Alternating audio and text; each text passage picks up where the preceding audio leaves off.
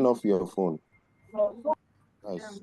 You've been through our course. This course we are taking is predictive and prescriptive analytics modeling. Okay. And then what we want to do basically is to see how we can use machine learning models to make predictions. Okay. And our main, like I just said, our main system of delivery will be using the R Studio. So we'll be using this to build predictive models and also to prescribe strategies that companies can use. All right. So by the time we finish with this, you should be able to explain modeling process for predictive and prescriptive analytics, build machine learning models and workflows.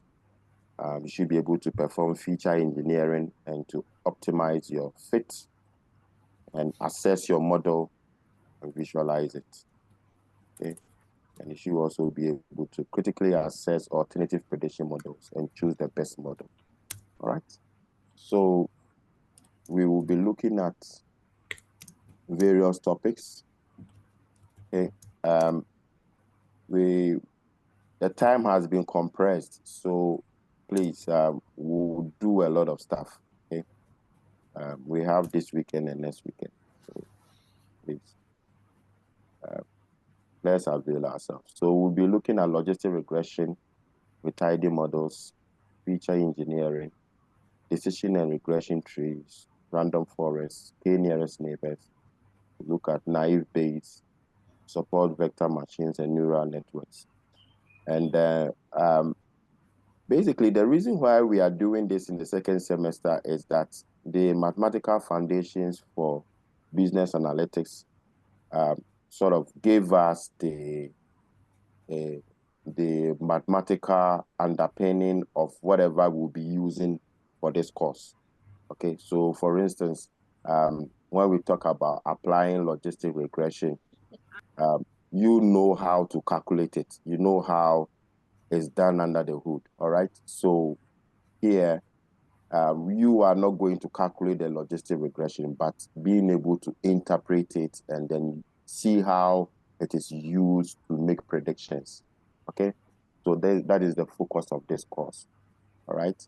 So we will look at other probabilistic models like decision trees and regression trees, okay?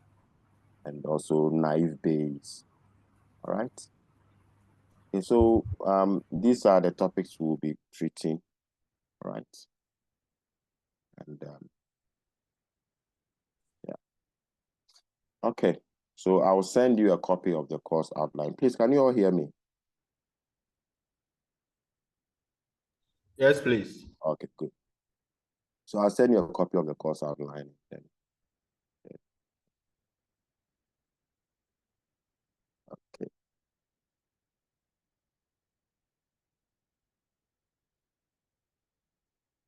Okay, so somebody's asking a question that did anybody trail the courses? Yes, some people trailed. Okay, some, just a few people. Okay, just a few people. All right, okay.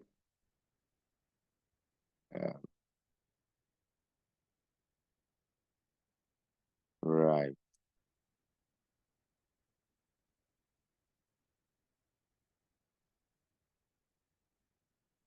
Please, can you see the slide? No, we are No, still we are still seeing seeing the the course outline. You are still seeing the course outline. Yes.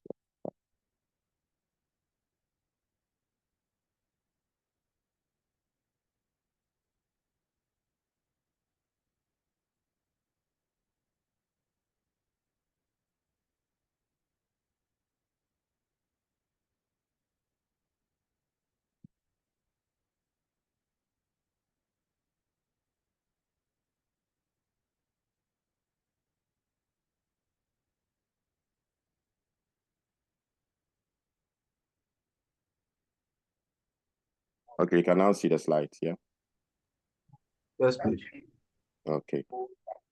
So basically, we know the mathematical underpinning of logistic regression. Okay. So here we'll be applying what we call the tidymodels. Okay, we'll be applying an application called tidymodels to do our logistic regression. Okay. So after completing this unit, you should be able to apply packages within the tidymodels ecosystem. Okay. I will explain all these packages. So this is like a one in all package. Okay. Tidymodels. It has in it dplyr, it has resample package for splitting data sets. Okay. It has other features. Okay, so this is like it's an application in R, but it's an application that consists of other applications. All right. Okay, so you know how to use the resample package to split data set, perform feature engineering to transform data, fit a model using the parsnip package, optimize the model. Okay, what we call the tune. Okay, and then perform model evaluation with the Logistic package. Okay, so these are all packages within the tidymodels ecosystem. Okay, but before then, let's just have a quick brush up with different types of analytics. We know where we start. Okay, I know you've been introduced already to what we know as descriptive analytics and diagnostic analytics. Basically, that's what we did last semester. Okay. Okay. So we have four main types: descriptive, diagnostic, predictive, and then prescriptive. Okay. So I'm sure you've seen this before. Okay. So basically, the descriptive analytics tells us what is going on. Okay. And then we delve deeper and then to see why it happened. So that is the diagnostic. Then what is likely to happen is the predictive analytics. And then what should we do with the information? Okay, that leads us into prescriptive analytics. Okay, so you are also conversant with supervised and unsupervised methods of machine learning, right? So I'll not spend much time here. Okay, so you will realize that the course outline that that you saw, most of them, or should I say all of them, are like supervised machine learning. Okay, because we have a target in mind that we want to predict. Okay, so if we want to do predictive analytics, then basically it's going to be supervised machine learning. Okay, unlike when we didn't have labeled data, when we're doing clustering, we didn't know anything about the data. We're now seeing, exploring to see whether there are some groups or segments within the data. Okay, so that is unsupervised. Okay, all the topics we'll be treating in this semester are supervised machine learning because we have a target in mind that we want to predict. All right.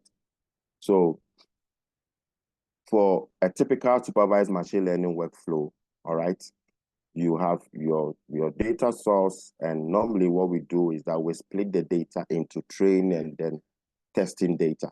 Okay, we have training and testing data. So we use the training data to train the model. Okay, we use it to train the model. Let the model know what is going on. Okay, it will learn from the trained data. So after it has done that, then we use the test data on the trained model to see how well the model is doing. Okay, so if the model is fine, then we deploy. Okay, and there are various ways of evaluating our model, whether it is performing well or it is not performing well. All right. Okay. So basically what we want to do is to avoid a situation where the model does well with trained data, but doesn't do well with test data. That's what we call overfitting. We want to avoid that. All right. So we normally work whenever you want to perform a typical supervised machine learning workflow, you have to split your data basically into two, the trained data and then the test data. We use the trained data to train the model, okay? Feed the model, fit it, and then see if everything is working well. And then after we've done that, we use test data to see actually how it will perform on new data that hasn't seen before. All right. Any question here before we move on? Any question? Any question? So let's see the tidymodels ecosystem. So like I said earlier on, there are various packages, okay, within the tidymodels package, okay? So we will get to know all of that. But basically what the tidymodels package does is that it's able to do splitting of data, okay? That's data resampling. It's able to do feature engineering. In other words, it's able to transform our features, okay? You know, when we talk about features, we're talking about the attributes of your data, okay? The information you have in your columns. These are what we call the features, okay? So it's able to deal with that because it's not every raw data that sometimes when you have data, there are so many things going on behind the scenes, okay? You might not need all the columns in order for you to be able to do or build a good predictive model. Sometimes you have to reduce the number of features and transform them and stuff like that. This all come under what we call feature engineering. We'll have a look at that. All right. Okay. So there's a package that does the feature engineering. There's a package that does model fitting, okay, and then model tuning, and then evaluation. So let's see these packages. So we have what we call the resample package. So the resample package is what does the splitting of the data into trained and then test data, okay? So it supports data resampling and is used for creating random subsets of data sets for different activities in the modeling process. Okay, so that's what the resample package does. So the resample package is a package within the tidymodels package. All right. Okay. And then we have the recipes package. So the recipes package is used for transforming data or performing feature engineering. Okay. So we have the resample package, okay, and then we have the recipes package. All right. Let's see another package. We have the parsnip package. So the parsnip package helps us to fit our model. Okay. It helps us to fit our model. So here we use it in specifying the model that we want to fit. Okay. Is it a classification model that we want to do? Is it a regression model that we want to do? Okay. So the parsnip package will help us do that. All right. And then we have the tune and dials package. Okay. So this one helps us to ensure that our package is performing optimally. Okay. So when we have parameters, okay, we can tune them. Okay. We can tune them so that we can have optimal results. Okay. So I'll show you how that is done. And then we have the yardstick package. Okay. So the yardstick package is it looks at the parameters of the model, okay? It looks at some metrics of the model to see whether the model is meeting standards, okay? Whether it is performing well or it is not performing well, okay? So all these different packages come under the tidymodels package. Any question? Any question with the tidymodels package? Any question?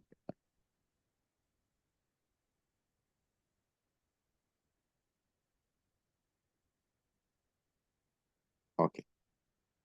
So when it comes to predictive analytics or prescriptive analytics. Okay. Basically, we are looking at supervised machine learning, isn't it? Okay. And for supervised machine learning, we have two main types. All right. It all deals with prediction. Okay. But we have two main types, one that deals with regression models, okay, and the other that deals with classification models. So the regression models basically deals with a situation where we want to predict something that has a numerical or quantitative outcome. Like we want to predict the house of um, of the real estate community. We want to predict the houses, the prices of the houses. It is a quantitative outcome, okay? We want to predict that profits will increase or decrease. We want to predict sales. All these things have what? Predictive outcomes. So we normally use what we call the regression models. All right, okay? However, it's not every time that you want to predict something that has a numerical outcome. Sometimes what you are looking at has a categorical outcome. Okay? So whether somebody will buy, will purchase or not, whether somebody will leave a job or not, whether a loan application will be accepted or not. All these things have categorical outcomes, okay? And we use what we call the classification models for that, okay? So all the outcomes that have categorical outcomes, okay, we use classification models. So the classification models include logistic regression, naive Bayes, K nearest neighbor, what else? Decision trees, okay? All right, these are classification models, okay? And the other ones that have like numerical outcomes, you look at, let's say, linear regression, okay? You something like support vector machines can be used for both, okay? So support vector machines can be used for both, okay? Just a minute.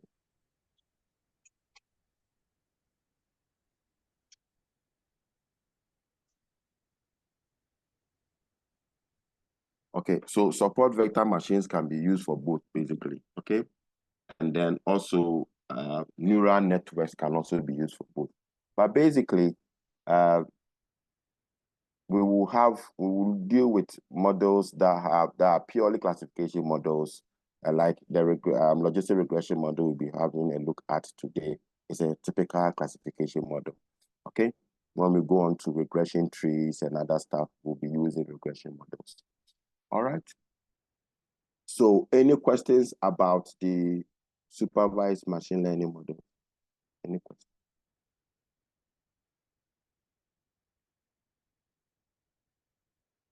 Any questions? Okay.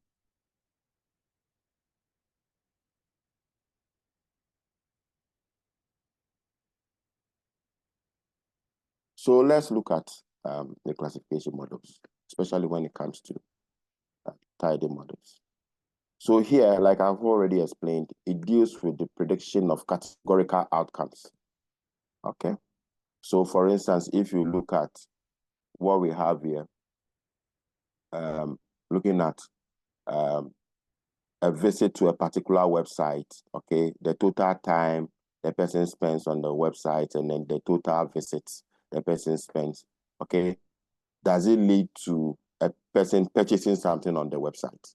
Okay, so here you see that it has categorical outcomes. So for instance, if you want to predict whether a customer is going to purchase an item based upon the historical behavior of this particular customer, since they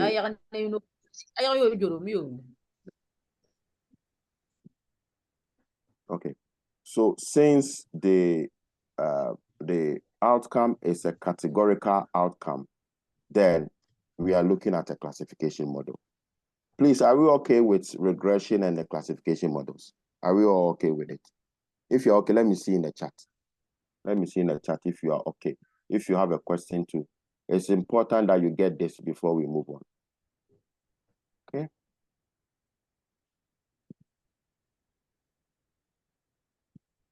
Okay.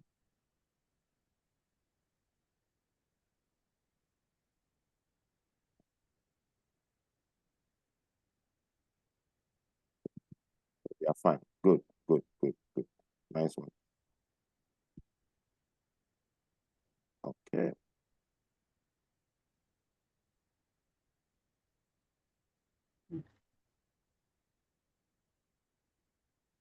So let's look at logistic regression.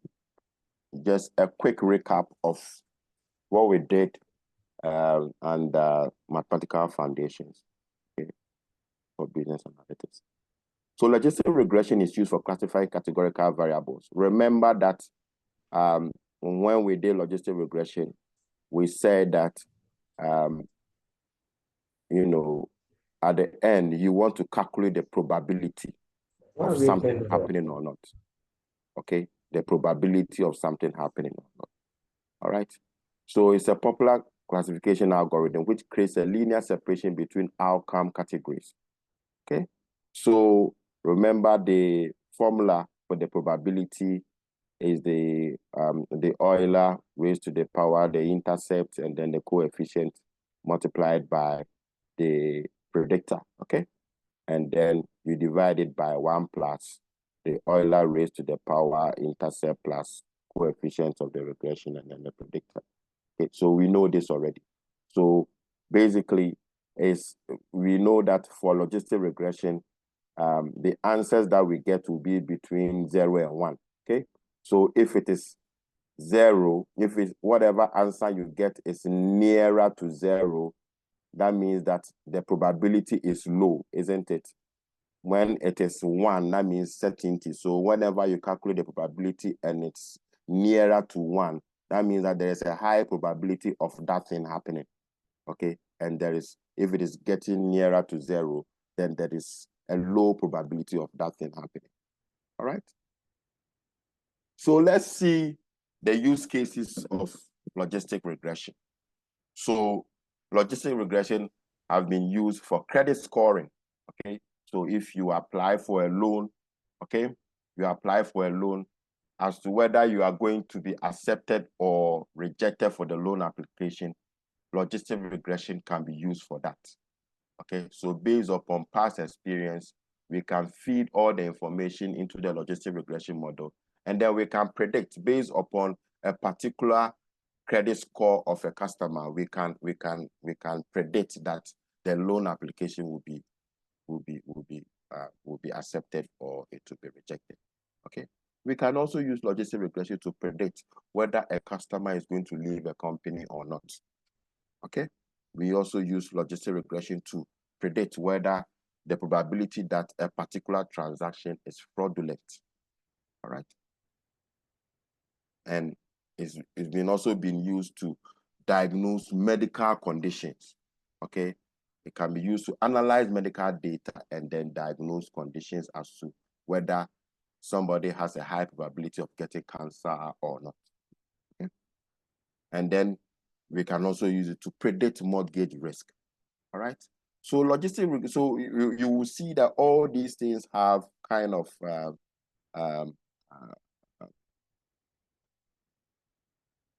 categorical outcomes. Okay, categorical outcomes, and logistic regression can be used for that. Okay. So the goal of logistic regression is to create non-overlapping regions along a set of predictor variable values. Okay, so let's say we want to decide whether somebody visits the website, they will purchase something. Okay, so all that you want to do is to separate the outcomes into whether we predict that the person will be able to buy something or not. So these are binary. Okay, so it is either yes, the person will purchase something, or no, the person will not purchase anything. Okay, so basically the visualization that you have on your right is the goal of logistic regression. Okay, to create a distinct non-overlapping regions so that you either belong here or you belong there. All right. So based upon that, we can make our predictions. Okay. So like we saw earlier, normally the data resampling, okay, package, what it does is that it splits the data into training and then test data. Okay, so if we are going to use logistic regression, okay, we need to split our data into training data and then also testing data, okay, and then we use the training data to fit our logistic regression model, and then we create our model, and then we go on to test it. All right. Okay. Any question? Any question? Any question?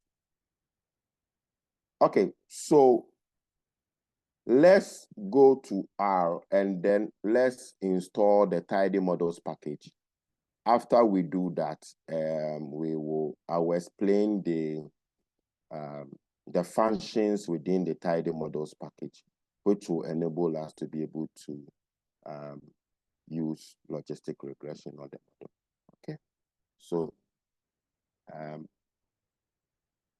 and we'll be using a data set we used last semester, so that for a start, and then we look at other data. You remember the HR data that we use for data science for business? This HR. Please, do you remember? Employee attrition. Do you remember? Where we created a subset and then we created factors. If you have it, just copy that. I don't want us to go over this. Or you want me to send you this? If you have it, then please you can send it to those of us who don't have it. What do you mean by I don't have it? Last semester, when we're doing data science for research, you need to have this data set. What do you mean by those of you who don't have it? We've bought new computers. You bought new computers? Okay. We can't locate them. Okay, so I'll send it. But first of all, install the tidymodels package. Okay, so install this. Okay, so let me send this to you. Let me send this to you. That means that I need to close this and send it. Let me save this.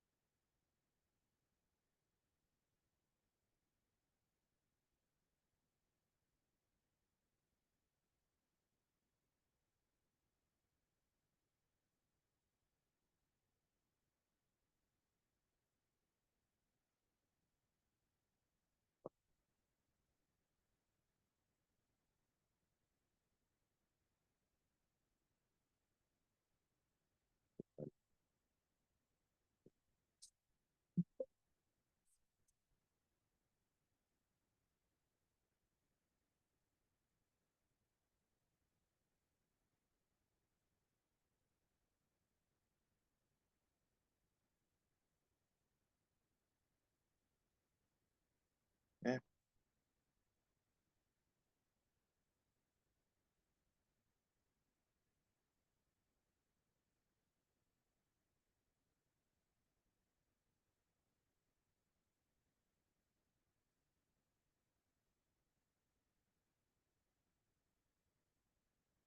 It's outside.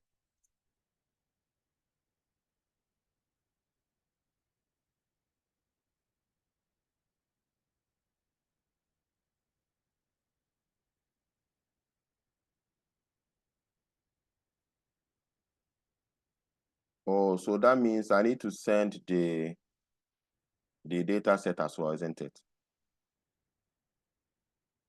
Okay. Yes, Nana.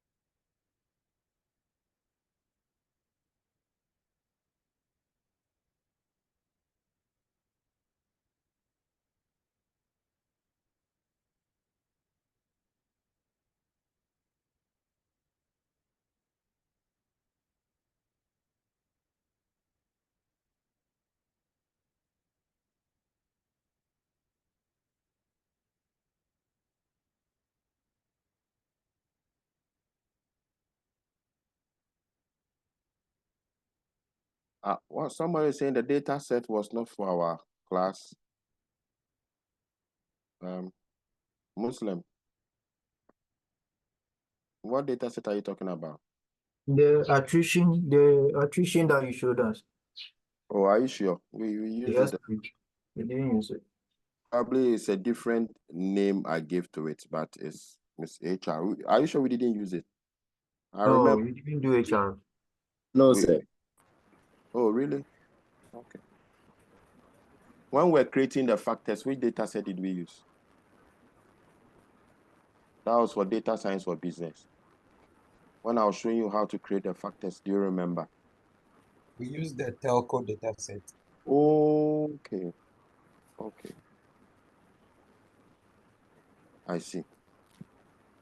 Oh, okay. Then I need to explain the data set. Okay, that's fine.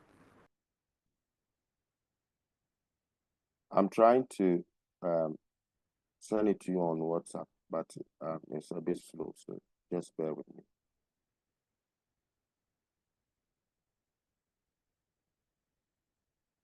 Okay, then whilst the WhatsApp is opening, let me just explain the data setting now. Oh, I was sending you and was there the need to send it in now? Because I need to explain the data set so that we all go through it together. And there was no need to send it in now. Okay, so let me just reopen my R.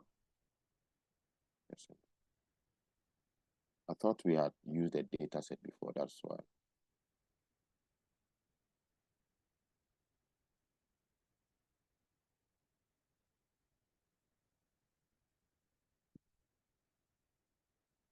Okay, Muslim, thanks for the clarification, okay?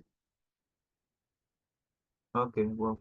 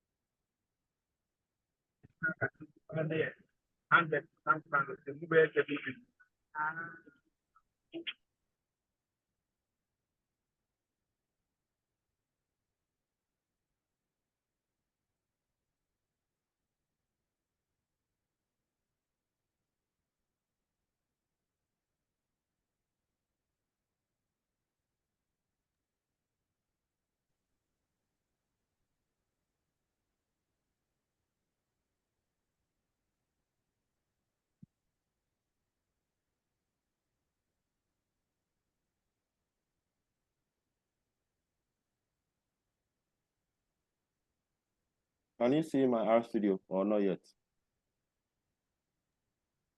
We can't see it yet. No, not yet. Not yet, okay. What's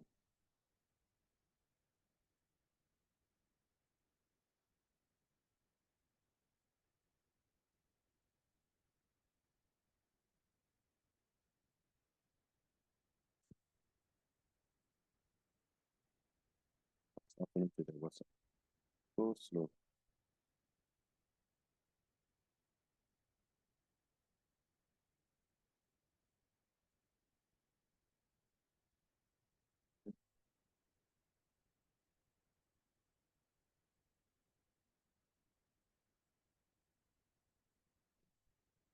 Yes, so slow.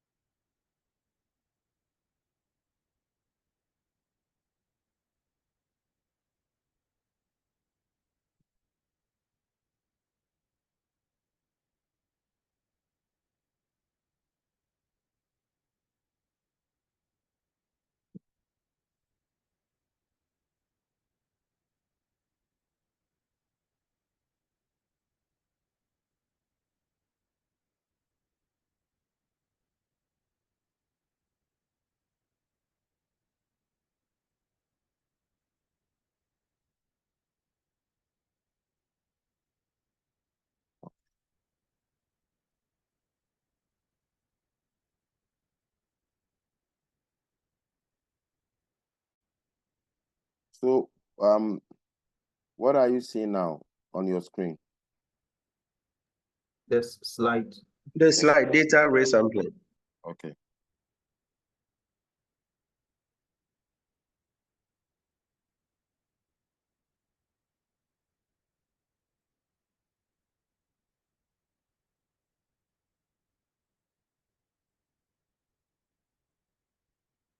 Okay, so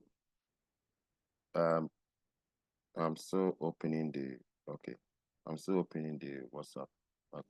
Let's install our tidymodels, okay?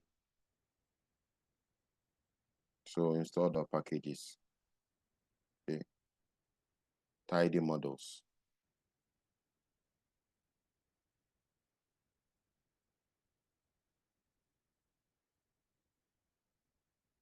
Okay. So install that. I have it, so I don't need to install it. So when you finish, then you call it from the library, yeah?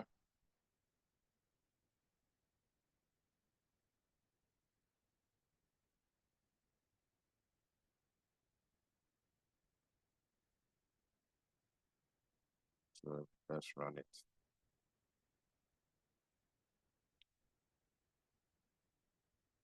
Okay, so install it. When you are done, please let me know in the chat. Okay.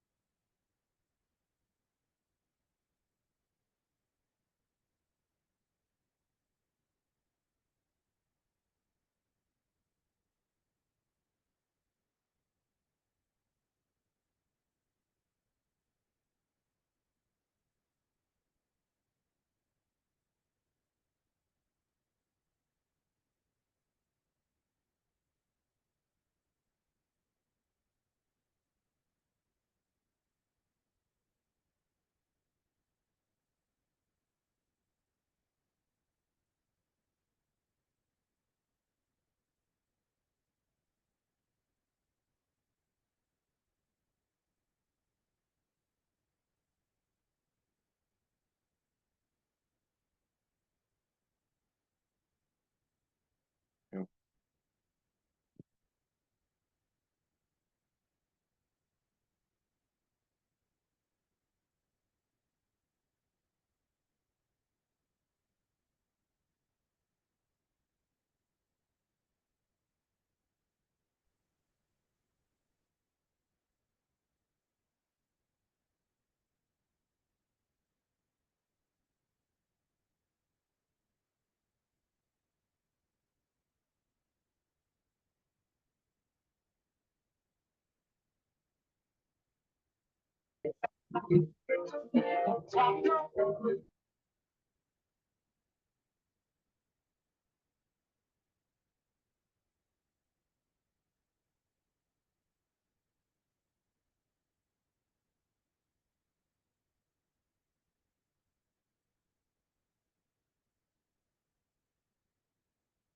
Hey, some of you, the kind of background music I'm hearing, I don't know whether you are behind your laptop or you are somewhere else. Some are returning home. Really, for predictive analytics, no comment.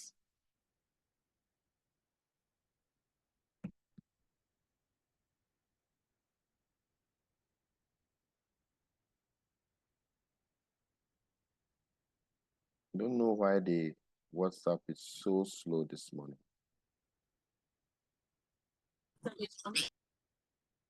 So I've sent the data set. So you can.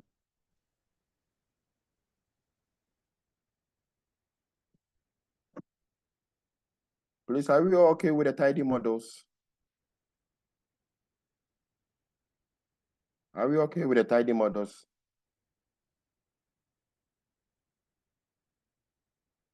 Yes, ma'am.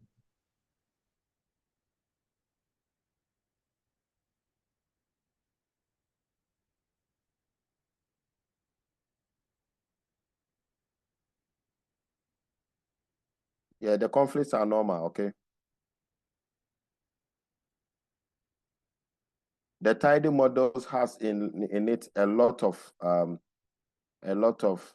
applications, okay? So it has tidy R, it has tune, it has ggplot2, it has a lot of, it has dplyr R. So if you're using tidy models, you don't even need to use to call the dplyr R from the library. It's also part of it. So it's a very big umbrella of packages, okay? All right. Please, are we all done? Are we all done? Let me know so that we can continue. Are we all done with the installation?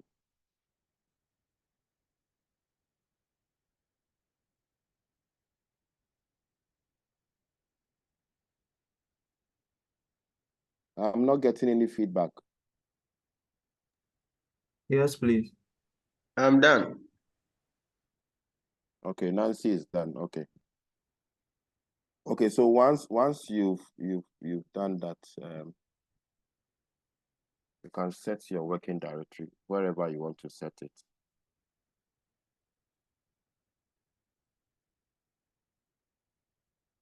Okay, so let me just copy mine. I've sent the data set to you, so you can bring it into our.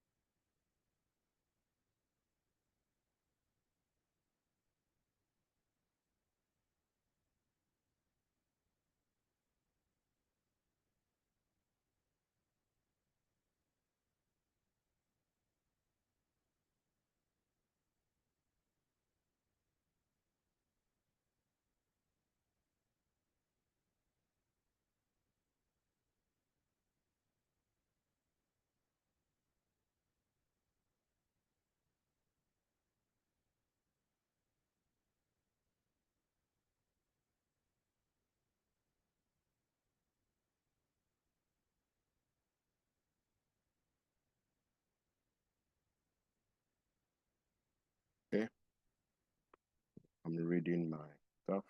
So that's true.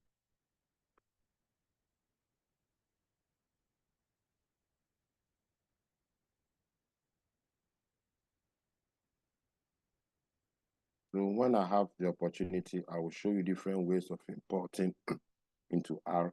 Okay, so this is just one of the ways.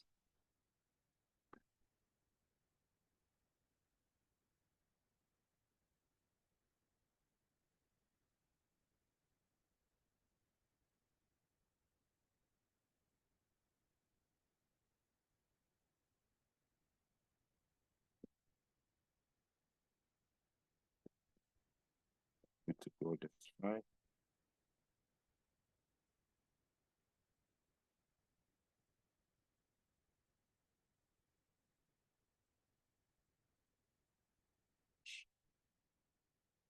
Okay.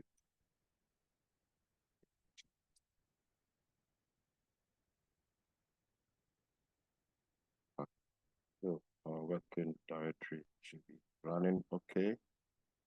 All right. And then let's name this HR.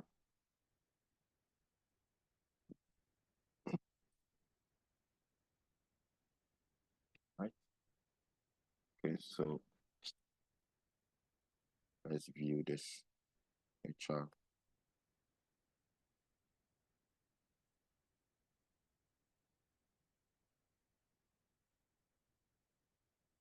more yet on make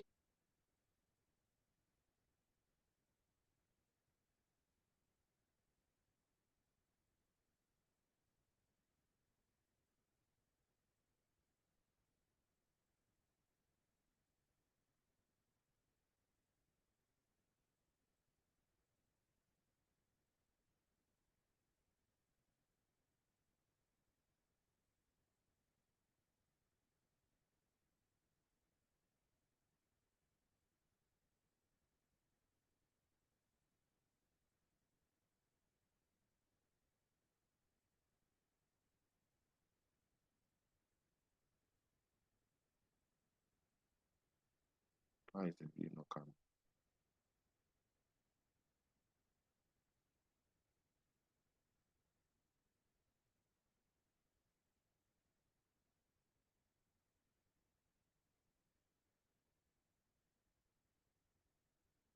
Okay, so to know a bit about the data, so this is a record of employees.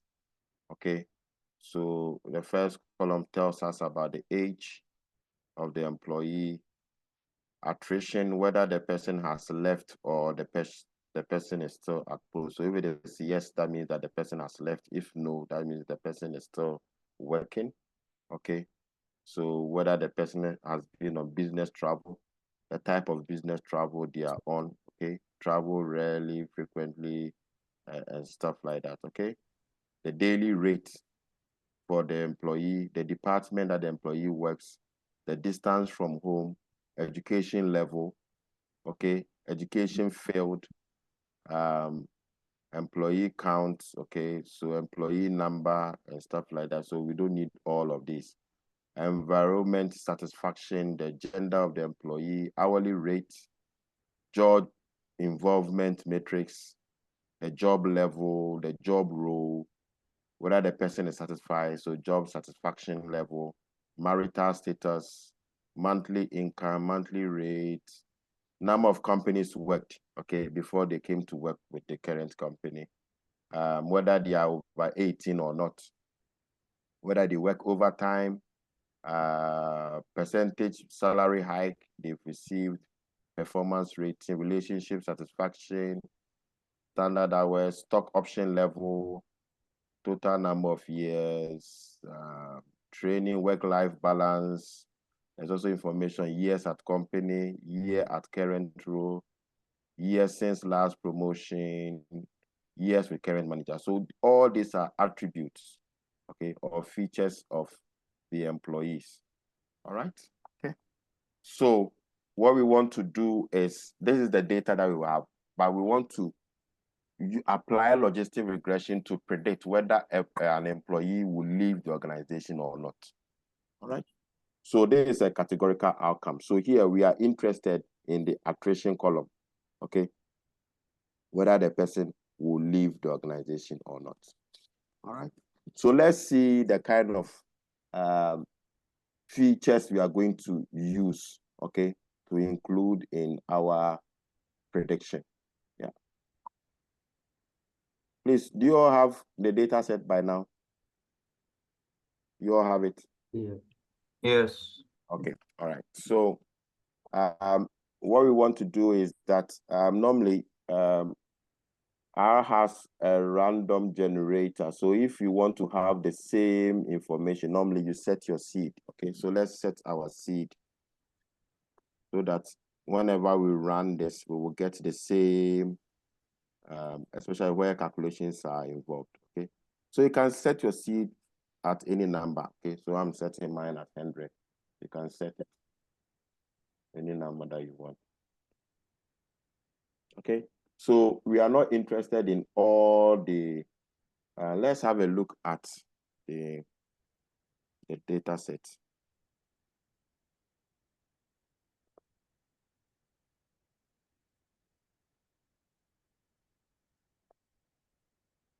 Now I'm using Glimpse under dplyr to look at how the data is structured. Can somebody tell me why the Glimpse is working whilst I have not called dplyr from the library?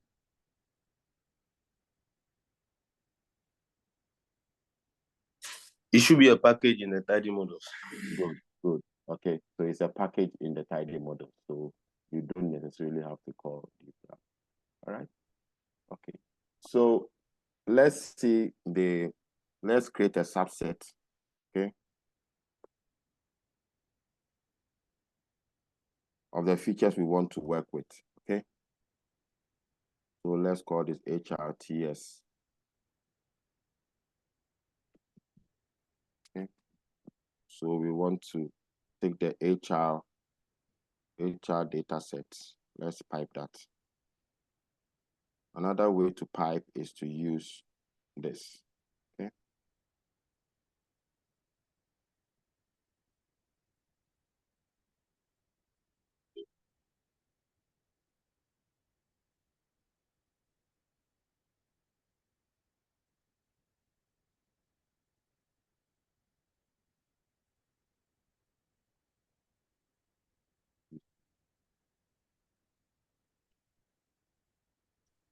So let's select.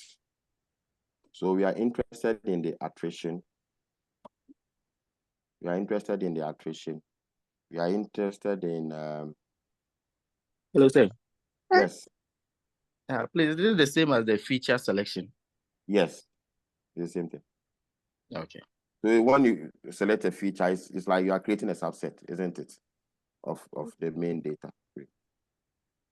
Okay. All right. So, but here we are selecting it not based on any special. This is our subjective selection we are doing. Okay. Sometimes you can perform feature selection using something like principal component analysis. That's what we are doing. All right. So this one we are just selecting it. So distance from home.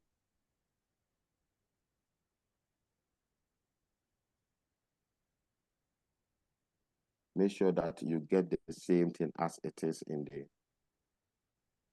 the original data. Okay, so we want to select monthly income.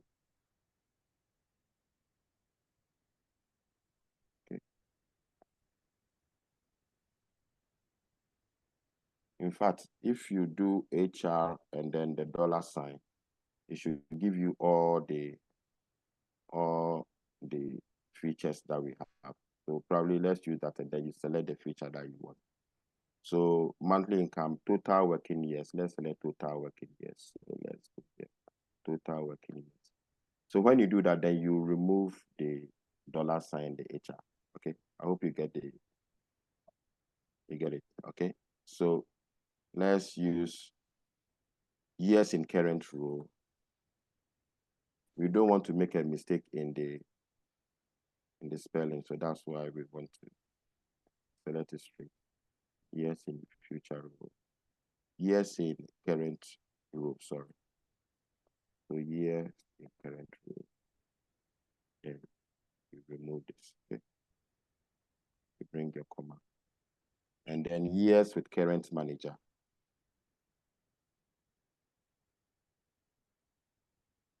So years with current.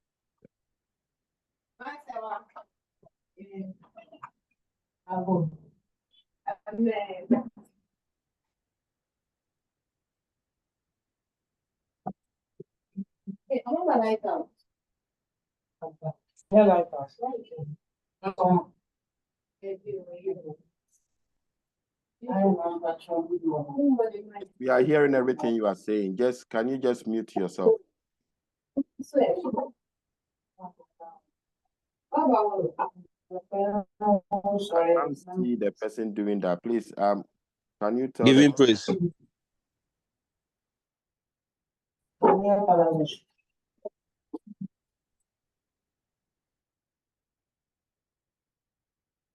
Job satisfaction?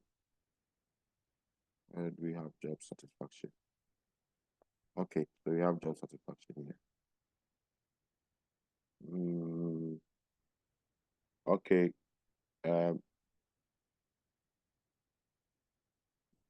Let's take gender, marital status, and overtime, and then we are done. So gender,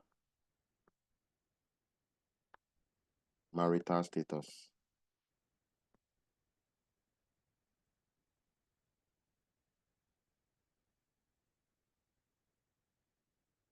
and then over time.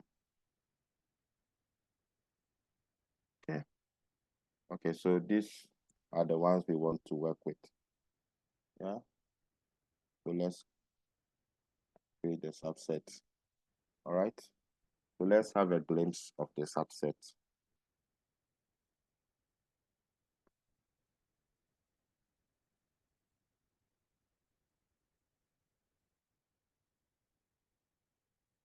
Okay, so this is a reduced.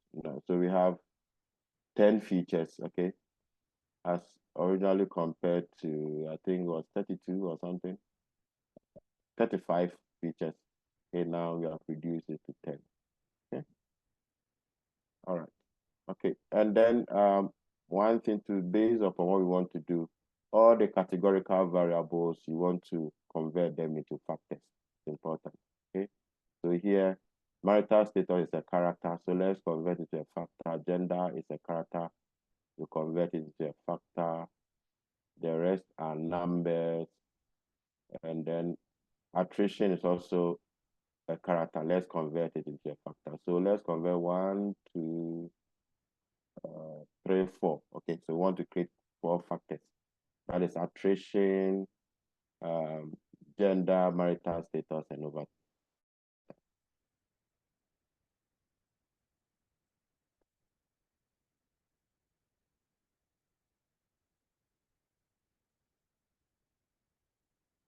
We create factors for categorical variables.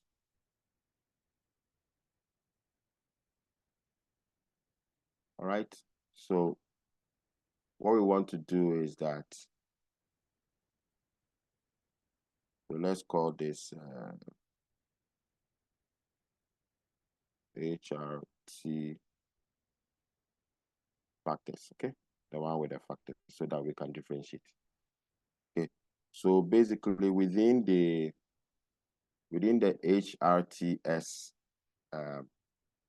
data set, okay?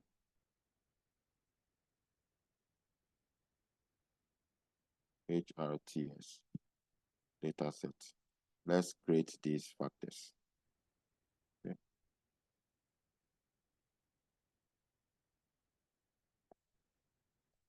So for attrition,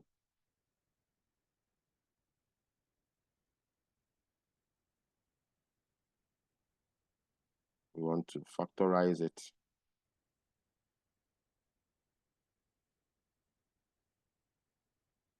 Okay, so here we create a vector of yes, no. Okay.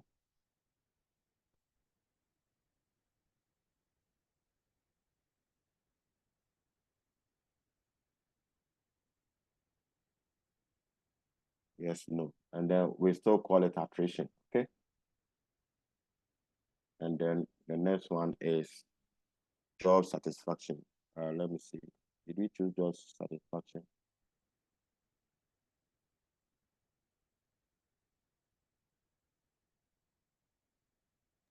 Yes, we did. Job satisfaction is also a categorical variable, isn't it? Okay. So job satisfaction.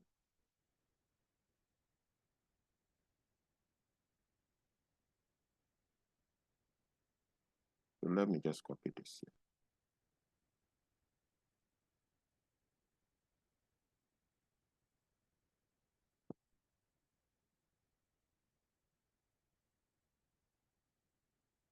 So factor job satisfaction. Okay. And then here we have 4 levels in the job satisfaction. Okay. 1, 2, 3, 4. Okay. So let's specify the levels.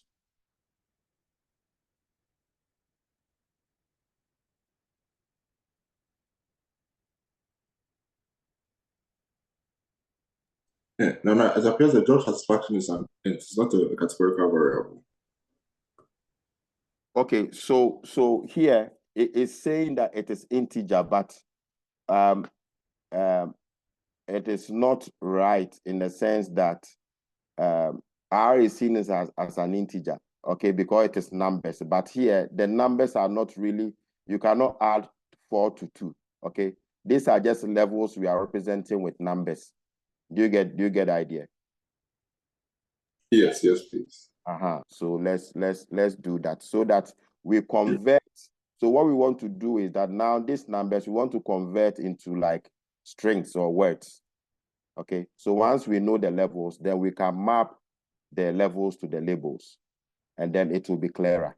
All right. So instead of having 1, 2, 3, then we can have whether poor, good, very good, or excellent. All right. Okay. So here the level, but that's a very good observation. Okay, well done.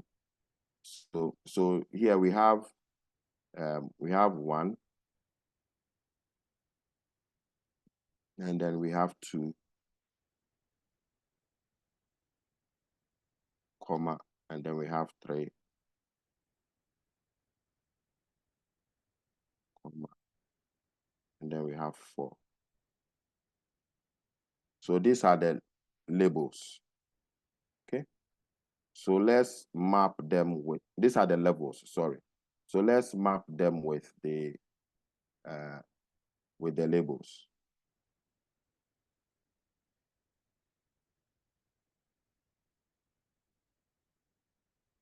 I wonder why this is going down there.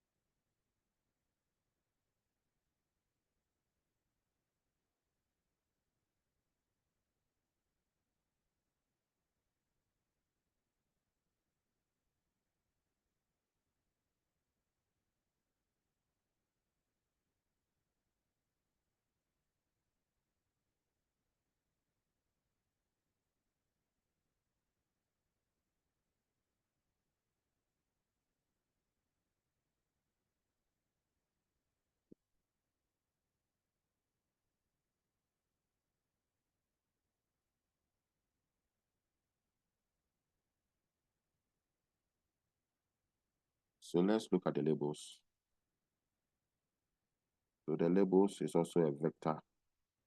So what we do is that let's map the levels to the labels. Okay. So if we have a job satisfaction of 1, that means that it is poor. Okay. Okay. So 2 means that it's good.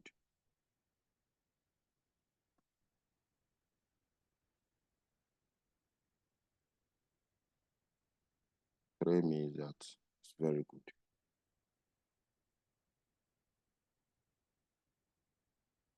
And then 4 means that it's excellent.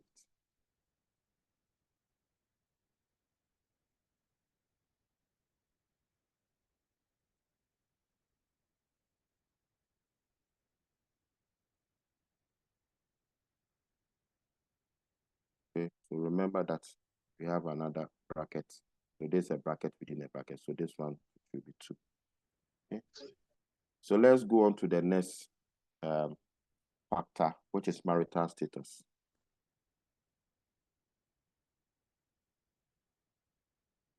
Marital status.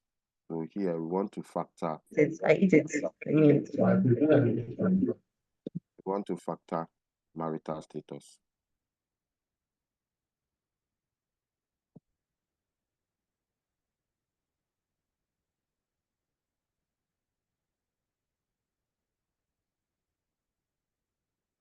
Marital status.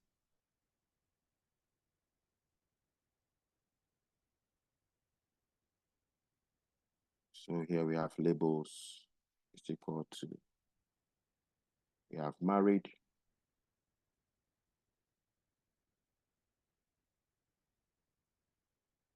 single,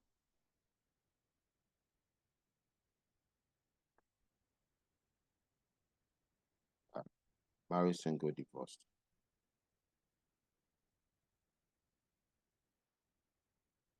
Can I ask a question? Why is it that for marital status and attrition, for instance, we just go with the labels? Okay, so for marital status, we just go with the labels. Whilst when we're doing job satisfaction, we have to do levels and then the labels. Can somebody explain to me why? Why is it that we are not doing levels for marital status?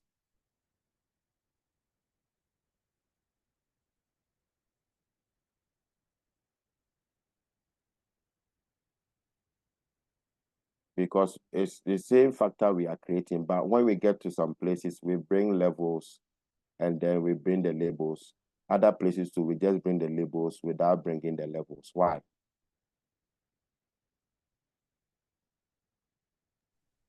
Any idea? No, let me see if this is right. So Okay. I think because the marital status and attrition are already in strings, Okay. so we just go straight to label the strings. Okay. But then when it comes to job satisfaction, it's in integers, so we need to convert from integers to strings. That's why we have to create a label. Excellent. Excellent. Okay, so you see the difference. Okay. Okay, well done. So the last one is the overtime.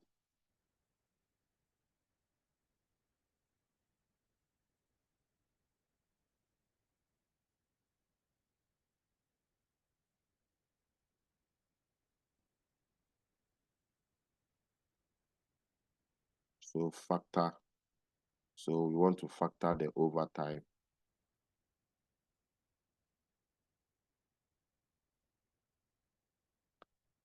Then our labels equal to yes and no. Yeah. I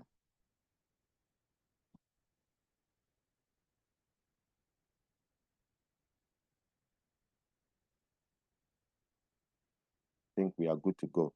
Okay. So we have our so let's run from here to there.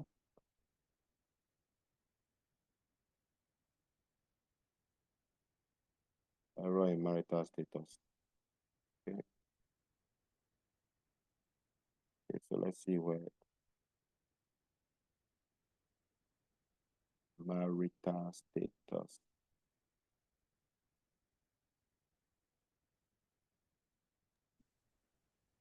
Hi, Nana. Yes. The quotes before and after single. The code. Okay, after married, yeah. Yes. And then before single. And then before single. Okay. Thank you. Okay, so let's run this again.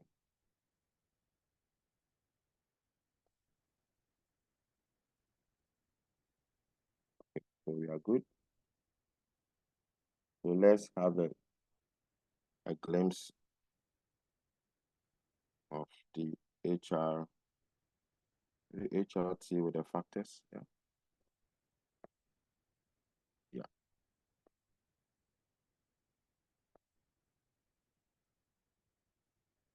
Okay, so now when we do a glimpse, you see that now attrition has become a factor.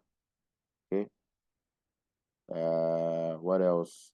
Job satisfaction has become a factor. So now it is not represented by 1, 2, 3, 4. Okay. We have the good, excellent, very good. Okay, which makes it more explainable. Okay.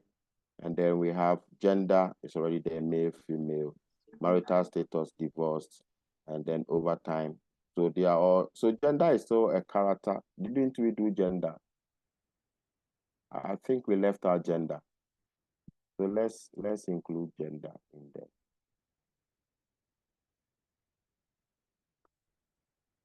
Let's include gender in there.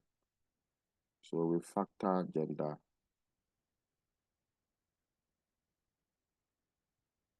So our C, our labels equal to C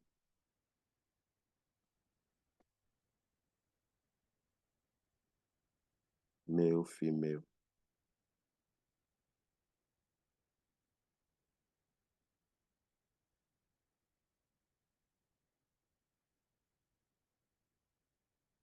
So let's run it again.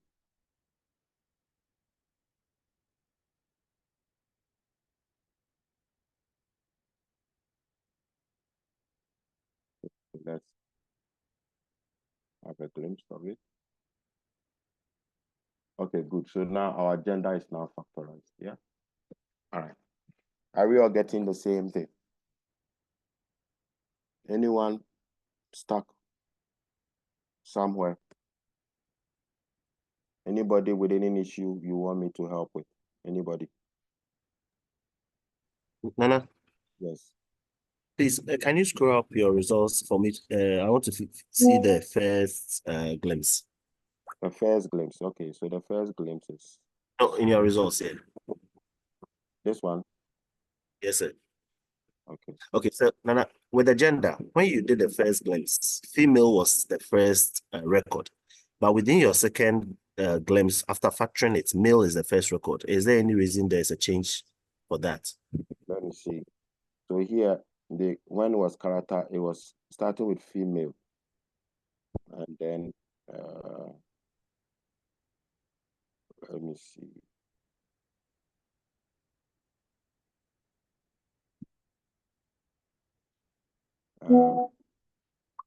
Basically, I think it's because of the let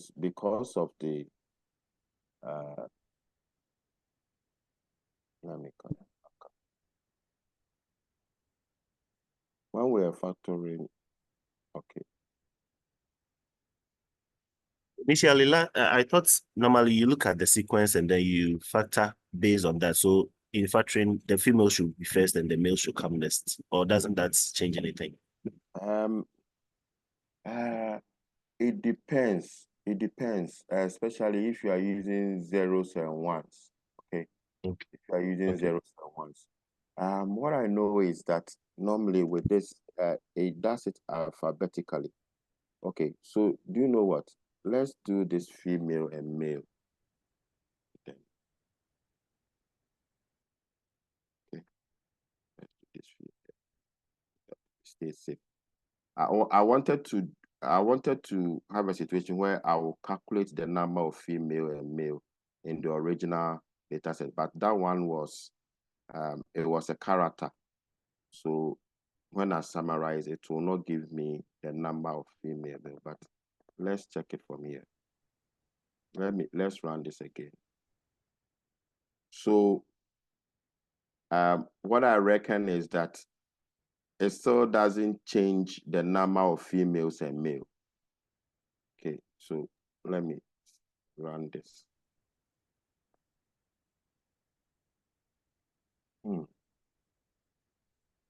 I think this will be the correct one. Okay. See, so we have female, male, male, female. Okay, let's see the other one. The other one. I think that's a very excellent. We have female, female, female, male. So what I actually did in the first instance, okay. So thank you very much for this. So what I actually did in the first instance is that I mapped male to female. Have you seen? Just like we mapped, you see, when we mapped this 1 to poor, 2 to good, 3 to very good, and so forth. Okay. Supposing we had brought 2 first, 2 will be mapped to poor. Have you seen? And then 1 will be mapped to good. Please, are you following me? Yes, sir. Yes, sir. So it is important that this can be just glossed over, but it can be a serious omission. Okay. Thank you so much. So what you do is that you have to follow exactly how you have it here, so that you can map it accordingly. Okay, so this one is fine. Other than that, if you have done it male female, it means that the male we would have taken the number for males would have taken that of the females and vice versa. Okay, all right. Thanks for that. So are we all okay are we all here? Are we okay here? So now we have a total of 1,470 rows with 10 columns. Okay, we have factored all the categorical variables. All right, and I think we are good to go. Are we all here? Are we all here? Have we all gotten to this level? Please, is anyone stuck somewhere? Yes, please, Nana. You are stuck. Please, I have a question. Does the same thing not apply to the marital status and stuff? So I'm not marital supposed to status. map it according to how it appears. Okay, so marital status, what did we do here? We did the original data set was, let's look at the original data set. The original data set was where is it? This is up. It's up. Yeah.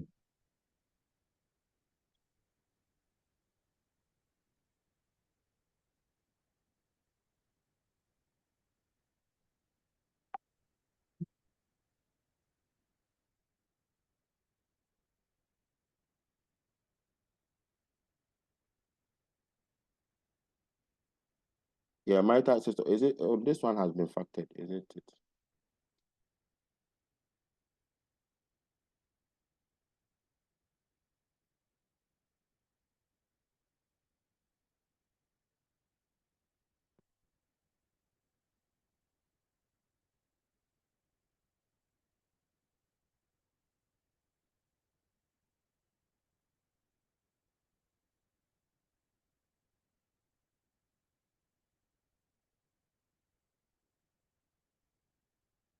So here you see married, single, divorced. Okay. Married. So this one is fine. Yeah. Are we okay?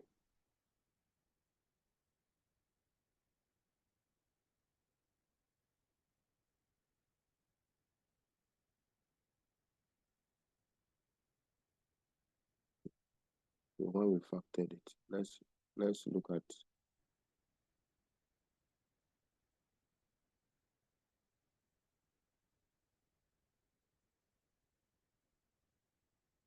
Let me check something.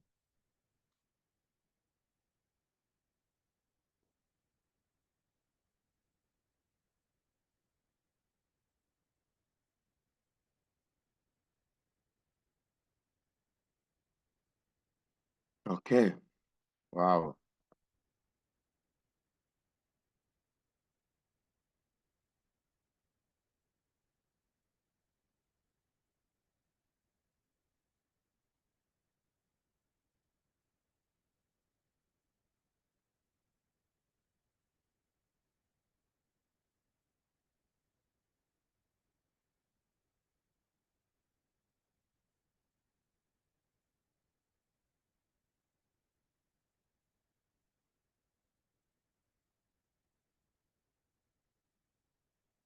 Okay. So the reason why this is no,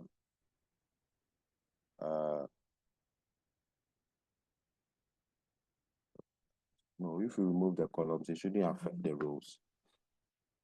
How many rows do we have here? 1,470. Okay. Let's see the rows we had here. When it was 30 something.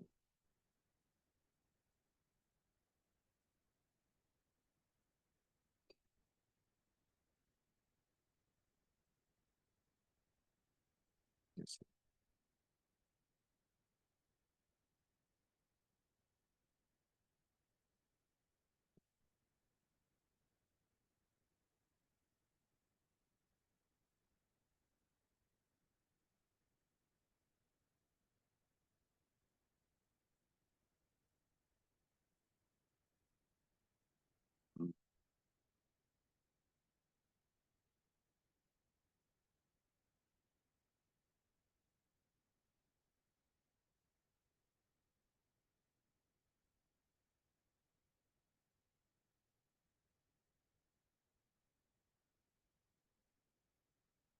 Just want to check something.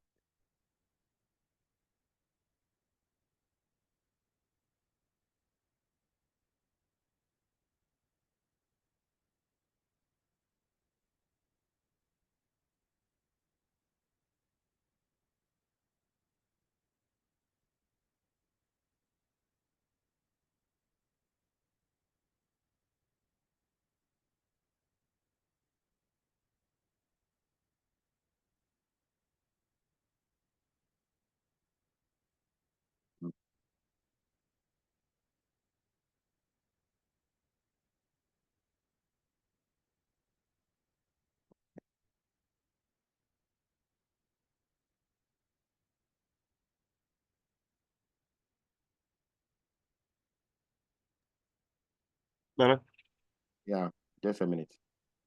Wait, sorry, go ahead. I'm thinking it does it by alphabetic, like as you said, sorting. So probably with the married one, we might have to do it divorced, married, and single. Yes, so what I want to check here is the number, whether even if it has changed, it has not affected the actual number. So here marriage is 23763, divorce is this. And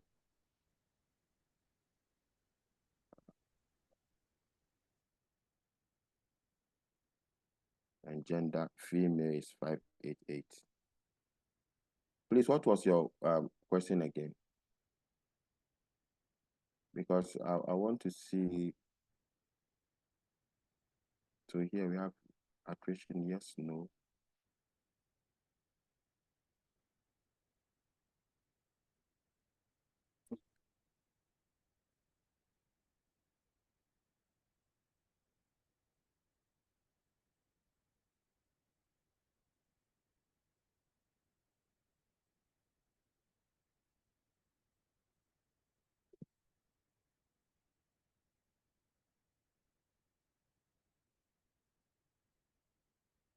Let me look at.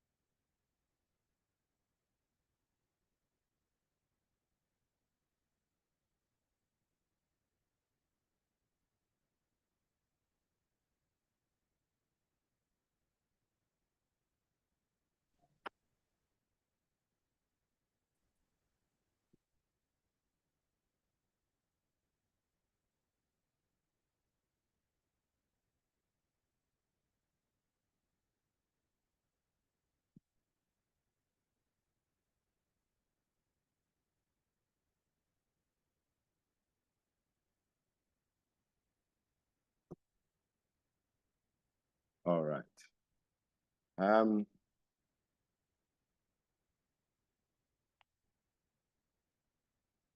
When we factored the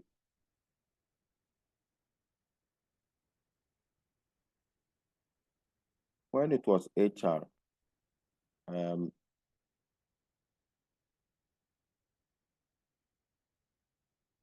attrition here was no, no, no, no. And then, okay. So probably what we need to do is let's factor the HR and then see if we'll get the same number of no's for attrition and yes. If that is the case, then it's purely up to how do you call it? Alphabetical order. because I'm wondering why. I think that it should have given us exactly what we had in the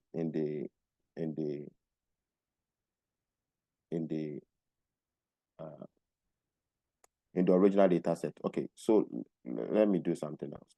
Just a minute. So attrition here is yes, no. Okay, so in the original data set, where did it start from? Let me see. The attrition was no. Okay. All right.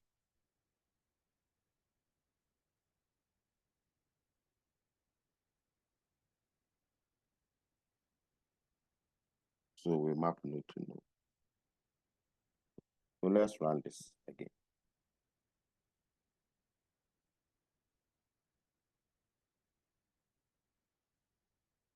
Okay. And then let's view this thing.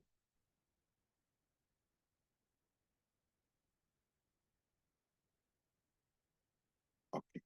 Okay. So this looks better. Okay. So I think there was an issue with the mapping. Okay. So attrition is no, yes. Job satisfaction. Okay, that one is sorted out. Marital status. Let's check the original one.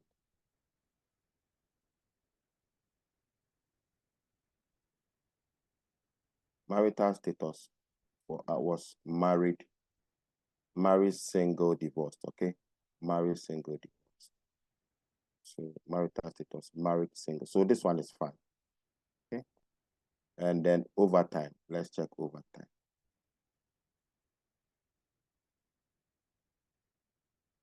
Overtime was no and yes. Okay.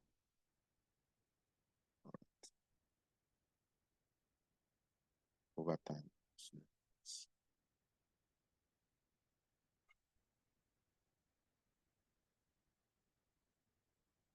Okay. And then gender. Let's check gender.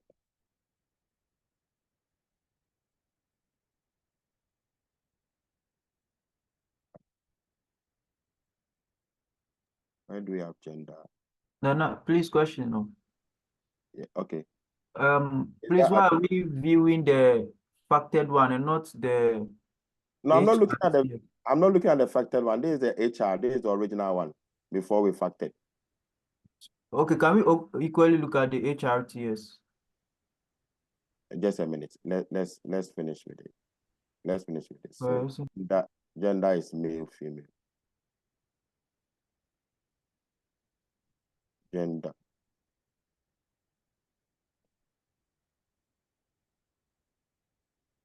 Male, female. But that's what we did earlier on, isn't it? Gender, male, female.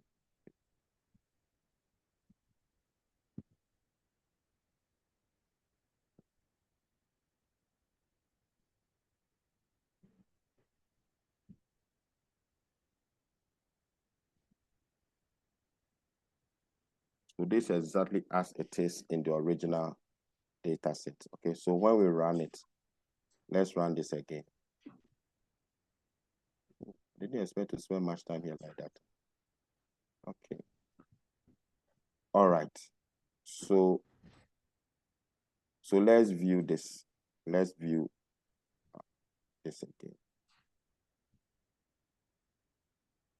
All right. So our attrition now should be the same as what we have here.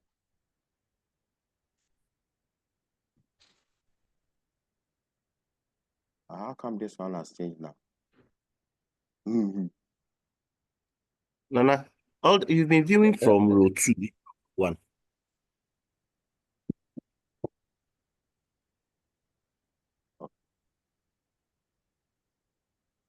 Yes.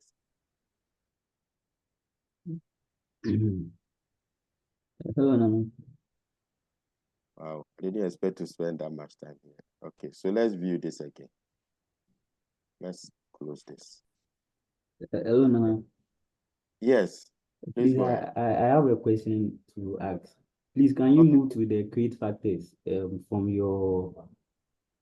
the script area? Okay. Okay. I'll move there, but just a minute. So now this our original yes, no. Let's check it here for attrition. So it's the same thing here now. Okay. So when we come back to our original and then we check what else? Gender is female, male. Okay. So let's check here. Gender. The gender we went and changed it, so it has to be female, male. Okay. Please, I'll answer your question in a jiffy. Okay. Let's do this.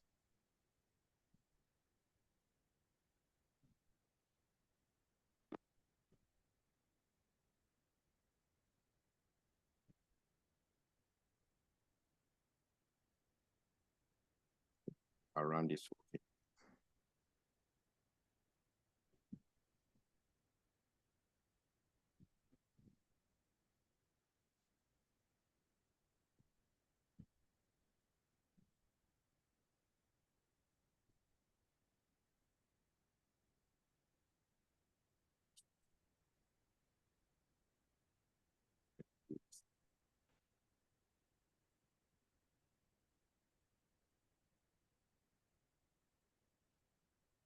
So gender, female, male. Okay. Okay. So let's look at marital status in the original data set. Marital status is single, married, divorced. Okay. Let's check it. So let's single, married, divorced. Let's check marital status. Single, married, divorced.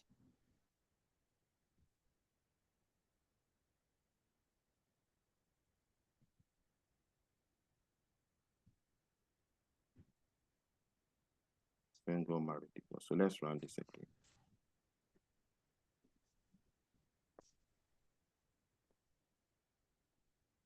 Let me close this.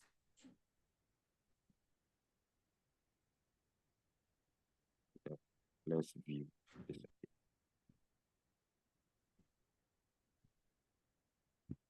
So let's check our marital status.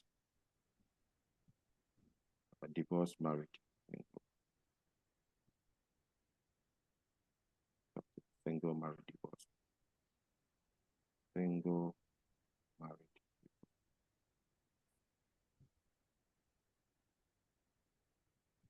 What did we have here?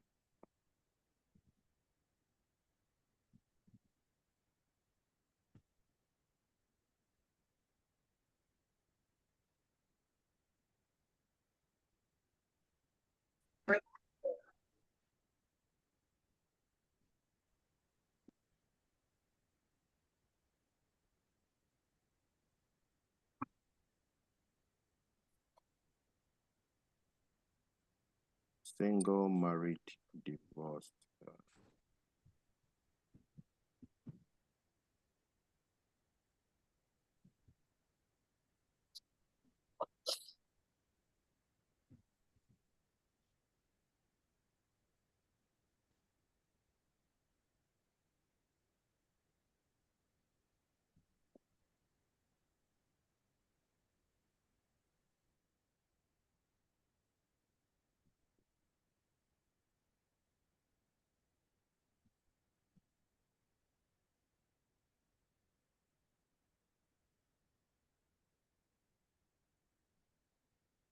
I'm wondering why the marital status is divorced, married,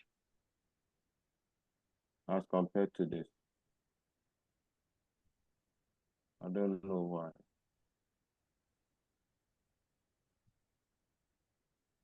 Um,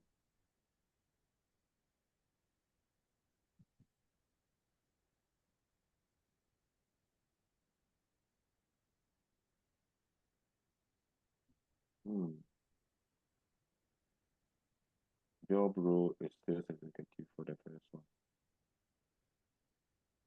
Okay, we don't have job role. Wow. Okay, let's look at the overtime. Yes, no. Check here to overtime. Overtime here is yes, no, it's fine. Okay. So the only thing now is the marital status. Anybody with a possible contribution as to why we are having this challenge? Then I'm thinking maybe you have to review the thing again. Or it auto updates. I don't think it auto updates the view. Yes, so the view, no, it doesn't auto update. So, and what I normally do is that I turn it off. Okay, so this is the original data set. Okay, that is the HR. Okay, you let me turn this one off, and then let's view again. Because this one hasn't changed. Okay, so the view here, this is when we imported the data. Okay, so let's view the HR again. All right.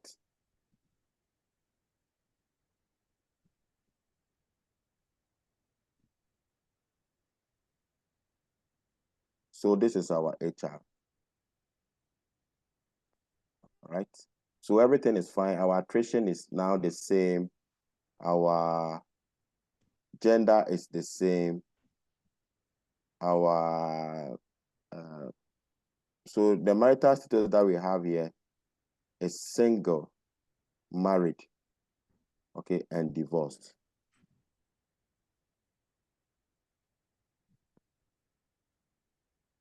Yeah, so maybe we can close the factored view and then review it again so that will also update. Let's run the factor. So here, but let's look into the factor, how it is single, married, divorced. Okay.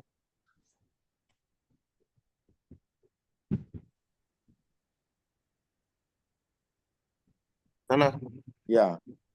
please, with that, I did a little bit of reading and it mentioned that when you are doing labels, you normally use the sorted version. So I think it should rather be divorced, married, and single, and the system will figure out how to arrange it. And that is why the female and male, because F comes first, we put the female first and the male, and the no yes, the no first and the yes. So it uses the alphabetical order. So yeah, this one uses the alphabetical order. Okay. All right. Okay. So here it has to be divorced, married, and single. Yes. Okay. Okay. Let's try it. No, try it.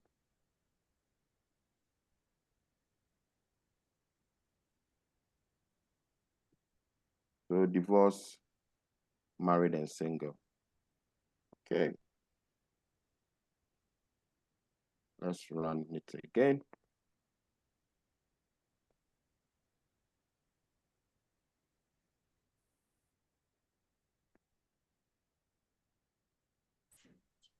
Okay. So let's view.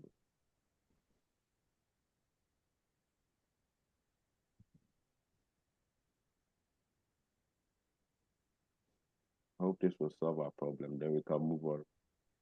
So let's check our marital status. Single, married, divorced. Okay, so let's check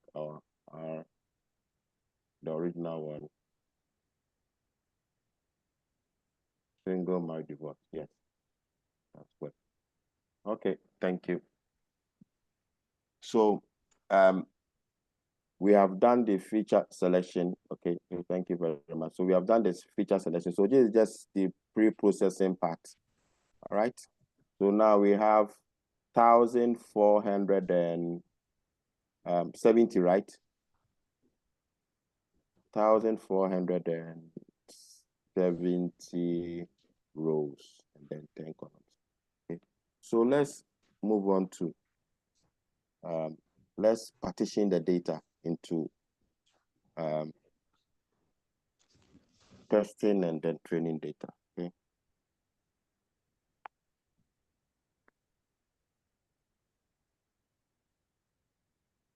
So here, when it comes to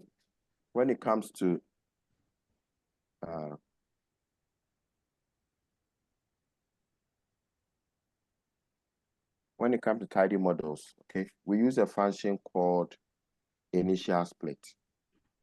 Okay, initial split to split the data into training and testing. Okay, so let's use this initial split. The initial split here. All right.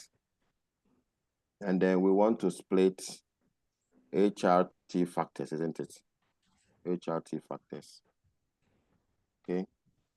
And then the prop argument gives you the proportion of how you want to. Please, guys, please turn off your microphone, okay? I don't know the person. Who is that, please? I can't see my screen in terms of person talking. Yes. Please, can we go for break and come and continue the data? All right. Okay. All right. Okay, no problem. So, what time do we come back? It's a 30-minute break. So. Okay. All right. Okay.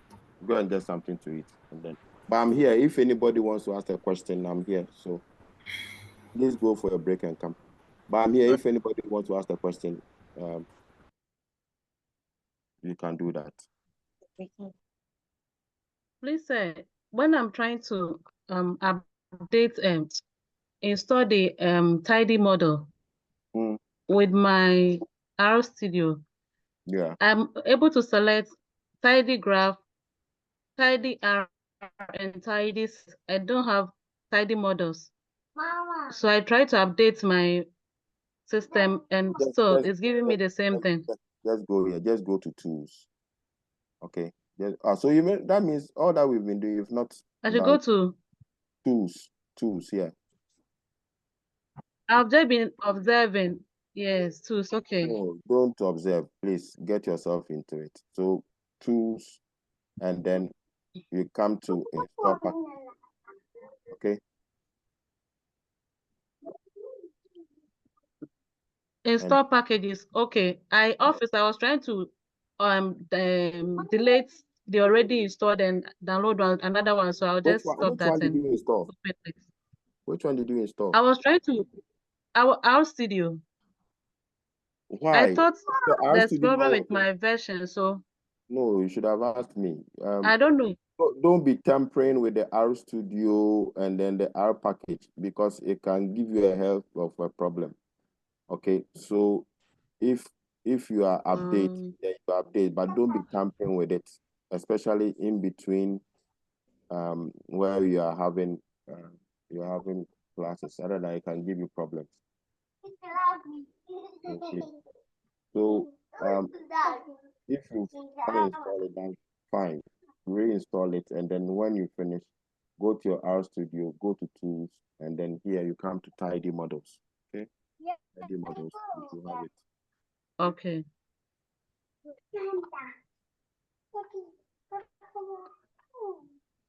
Okay, that's it there, right? And then you click on. Yes, please. I've opened it.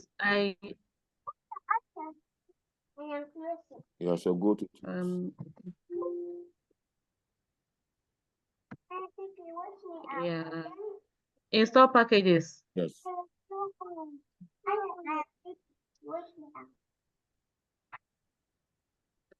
Please, I'm there. Okay, so type tidy models here. Please, yeah. Under the packages. Okay. It will even come by itself. All right. When you start typing the tidy models. Please, I'll finish typing that. Okay, then click on install. Please, can I install it now? Yeah, check. Did you check the install dependencies? Click on it for you to check it. I did. Install dependencies. Did you? It's already there. Okay, all right. So click on install. It has been checked. Okay. I did so not check it, sir. That's fine. So click on install. Okay. So you should do it. Okay, I've clicked on install.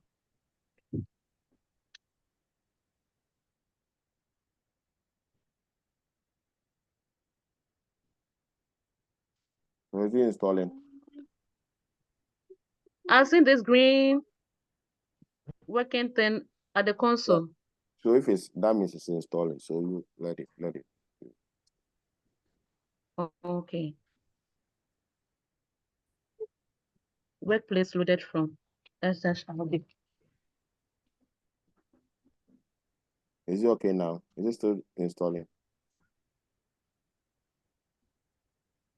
It's green. I know if it's installing, it will give you red, but this one is green. Okay, share your screen. Let me see. Christiana, share your screen. Let's have it. So I don't. Okay.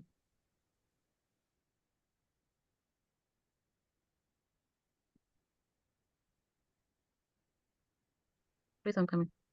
Okay. Please, I'm sharing it. Okay, that's fine. The arrow studio.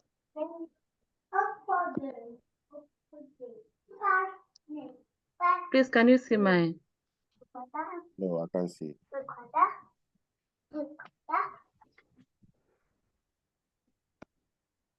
Not yet. Please, you can't see mine.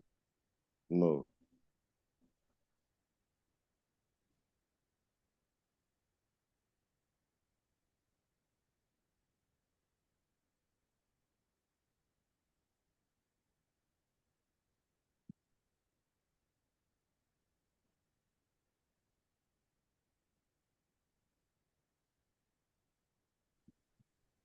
The initial split function. Okay, what are we splitting? We are splitting this data set, HRTF. Okay, and in what proportion do we want to split it? So let's say, let's give 75% to training, and then the 25% goes to testing. So here the proportion is 0.75. So if we are doing 80-20, just do 0.8, okay? It will do its own calculation, okay? A very important argument here is what we call the strata argument. Strata argument. So here the outcome that we want to predict is the attrition, isn't it? Okay. So the strata argument here, we kind of connect it to the attrition. So what it does is that normally when it comes to data partitioning, other areas, they will just take a random sample of, let's say, 70-30, 80-20, 75-25 kind of thing, which is okay. Okay, but here, what the strata, when you're using tidymodels, what this strata argument does is that you see the way your data set is, it has some properties. Okay, so when you use the strata argument, it keeps the same properties in your training data set and also in your testing data set. What do I mean? It is possible for you to just partition the testing and then the training data into, let's say, 25, 75, all right? But if you don't take time, you might realize that, let's say, you might realize that all the big numbers will go into your training data set, okay? And then majority of the testing data set will be made up of small numbers, all right? You've partitioned it all right, but you see that the properties in the data has changed, okay? Which might have an effect on your model, okay? So in your training model, you can have very huge numbers. I'm just using this as an example. And then in your testing data, you can have small numbers, okay? So when you use the strata argument, let's say the proportion of big numbers to small numbers is, let's say, 60-40. When you use the strata argument and then you split it into training and then test data, it keeps the same proportion in your test data and also in your training data. 60-40, 60-40. Please, am I making sense? Can you get what I'm saying? No, could you please say it again?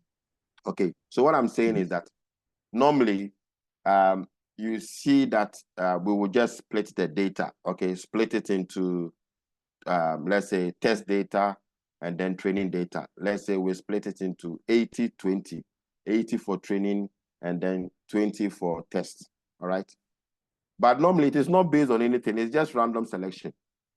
Okay, so what I'm saying is that when you do that random selection, if you don't take time, the properties within the original data set might change.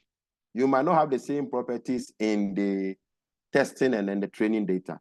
What do I mean by properties? Let's say in your data, in your original data set, you have huge numbers and then small numbers. Let's say, for example, all right? If you just do a random split, okay, it's possible that, I'm not saying always, but it's possible that all your huge numbers might go into your training data set.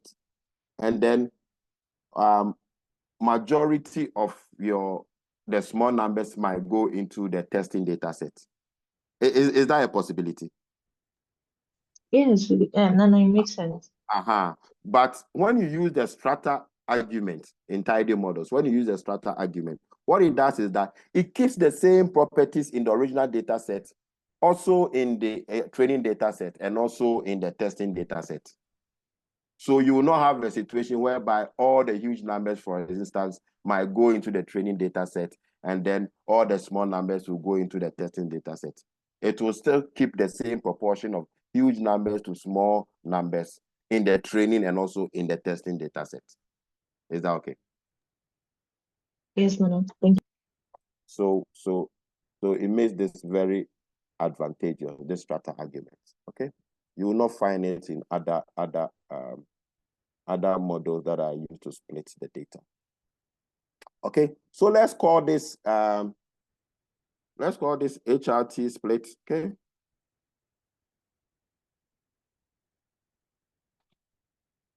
So here, when you do the initial split, it is telling R that 75% of the data is going to training, okay, and then automatically, okay, the 25% will go into testing. You don't need to specify anything else. Okay, so that's what this one. Okay, so let's run it. Okay, so now let's see the data in our training data.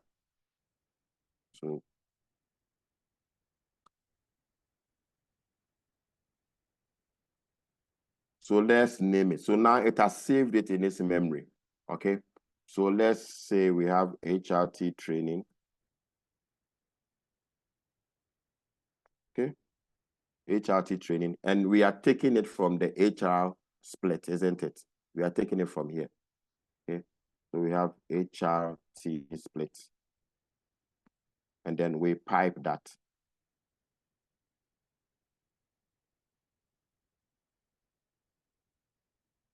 We pipe that into the training function. Okay. We pipe that into the training function. So let's run this. All right. We do the same thing for testing data.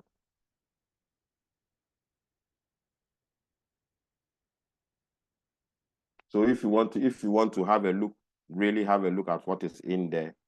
So let's have a look at HRT training. Okay. So this it. Okay, let's glimpse it.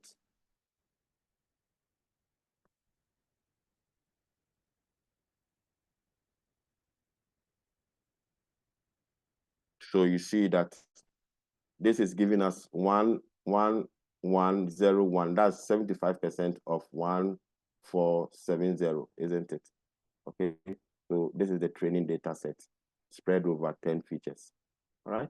Let's do the same thing for our test data. So that means that 25% of our data is going into our tests. Okay. So let's change it to test data. Okay. So HR split, and then this one changes to testing. Yeah, I'll be with you in a minute. Okay. Okay. All right, and then this one changes to, we can glimpse the testing. So let's run this. So this one, HRT testing. All right, so HRT testing, that's the name we are giving to this. And we are taking the data from HR split. Remember that we are taking 25%, okay? Because when we were doing the proportion, we made it 75. So in its mind, 75% is going to the training data, okay? And then 25% is going to the testing data, okay? So let's run this, okay? So when you glimpse the test data too, it gives you 369. That's 25% of the main data set. Yes, yeah. How can I help? No, please. The training function you use, is it a keyword for something? You say? The training, where we are piping the HR splits, HRT Yes. splits. Yes. So Is it a keyword? The function? Yes. Within the tiny models. Yes, within the tiny models, exactly. Okay. I'm getting an that's what I wanted to. You are getting an error. You say you are getting an error. Yes, sir. Okay. Let me see your screen and then.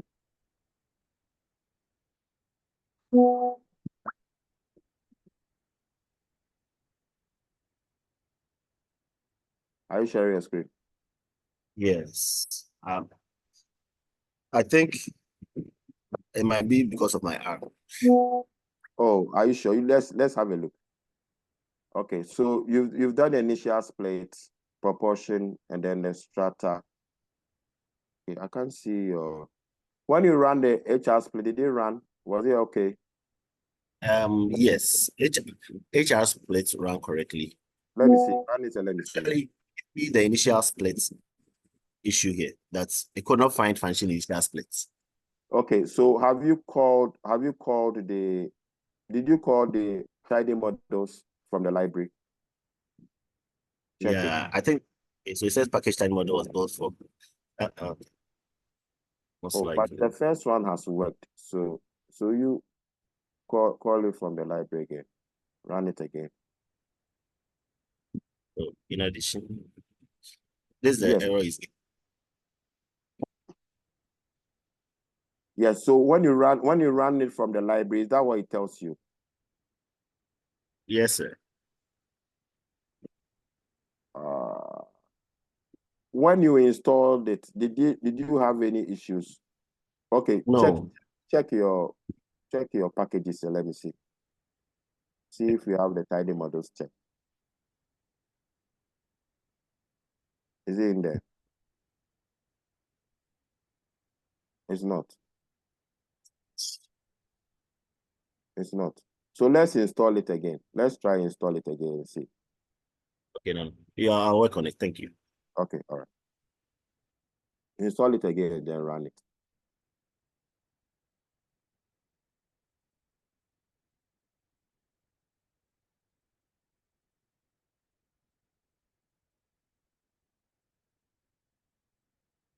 Okay.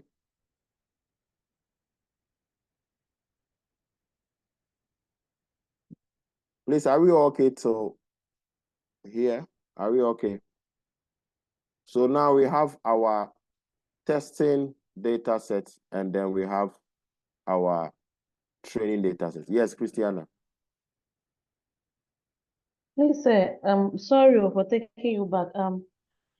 When I ran the course you sent, the first one, selecting the features, mine is not running. It's giving me error in HR. There's the pi dot selection. I've tried, but have you imported your data into the R Studio? Yes, please. Okay, let's see what you have on your screen. Okay. Share it.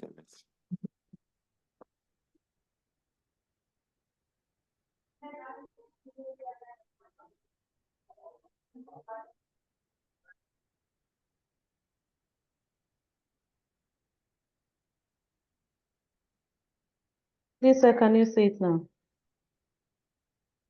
Okay. Let's see. And what error is it giving to you? That is the error. Error in HR pipe select could not be found. Okay. Okay. Did you call the tidymodels from the library? Yes, please. It did work. Yes, but here is it. Where? I was able to even. No, so you go to the test editor. Go to your test editor. Go to, yeah, scroll upwards. Scroll upwards.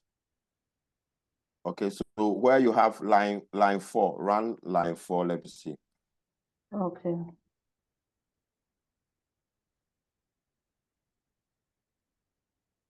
Okay, so, and then run your line 5. You continue running, run your set working directory. You don't even need to highlight it, just run it. I should just say, okay, run. No, just click on the line. Let's say line 5, and then you run. So click on line 5. Yeah. Yeah. Yeah, and then run it. Yeah, so we are okay. So go to the next one, run that one too. So, okay, fine. Okay. So run line 8.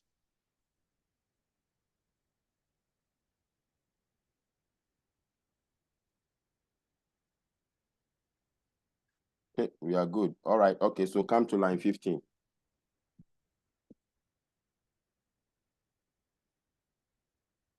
Yeah, we are good. Okay, so run line 21. Let's see the glimpse. So did it run? Yes. Yeah, it's running.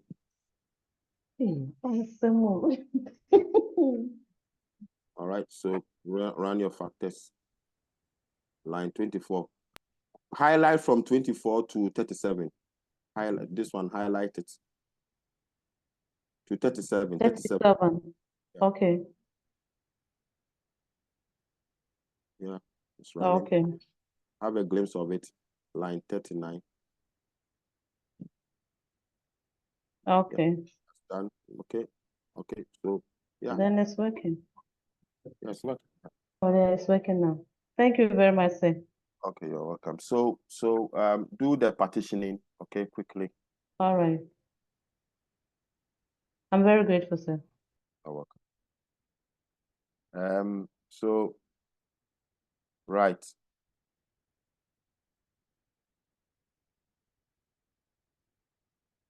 Yeah, please, the gentleman whose tidymodels wasn't working, please, have you sorted it out? The one I just spoke to. And I'm still sorting it out. All right, okay. Okay, so now we have our test data and then the training data, okay? We have our test data and then our training data. All right, so for argument's sake, let's check the number of rows in our training data. HR training, yeah, HRT training, this one, yeah. And then let's check the one for number of rows for our test data, HRT tests.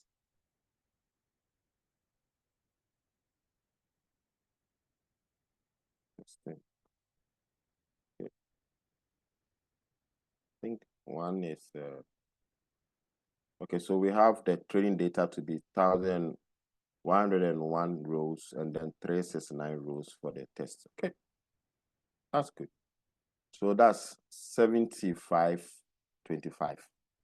Okay, so now let's go on to, let's specify the model we are going to use, because before we fit the model, we need to specify the model we have to use.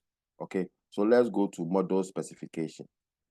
So these are all processes of, supervised machine learning and workflow. All right, so what we've done earlier was just pre-processing stuff. Okay, there are other pre-processing we will do. We'll go deep into feature engineering tomorrow.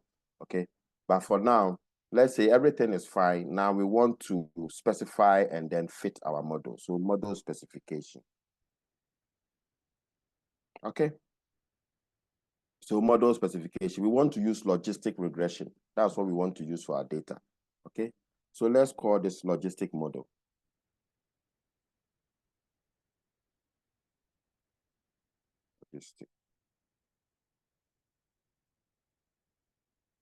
Logistic model, okay? So we want to use the function logistic regression, okay? So it's a function in tidymodels, logistic regression. So you see that, you see the parsnip package, okay? So that's where we are getting this function from, okay? So we pipe this,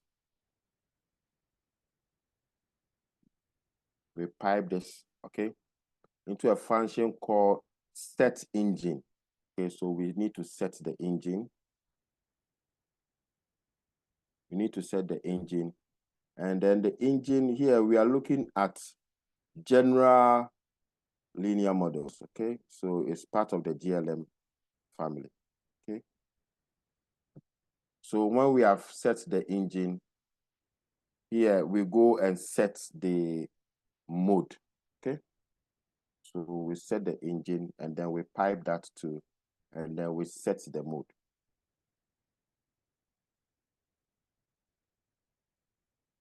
We set the mode.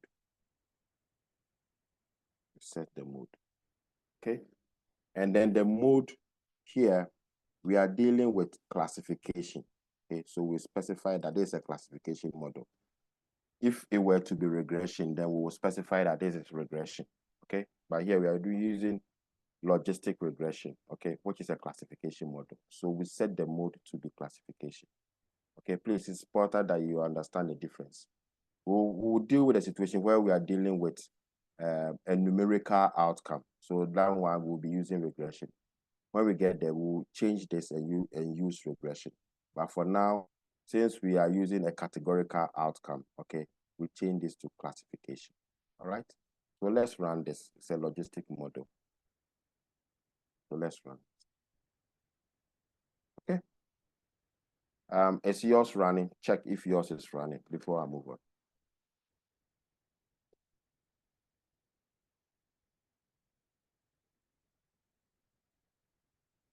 Everybody's one's running. Is yours running? Can I move on? Please talk to me. Yes, please. Mine is running now. Yours is running fine. Okay. Nancy, is yours running?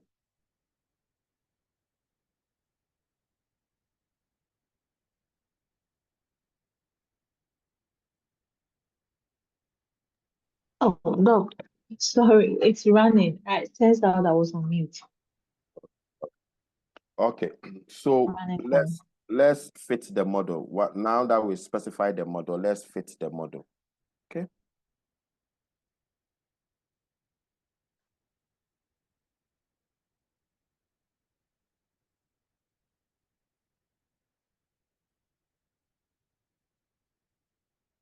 So basically, once the model is specified, then we fit the the model. Okay. So we fit it using the training HRT training. Okay.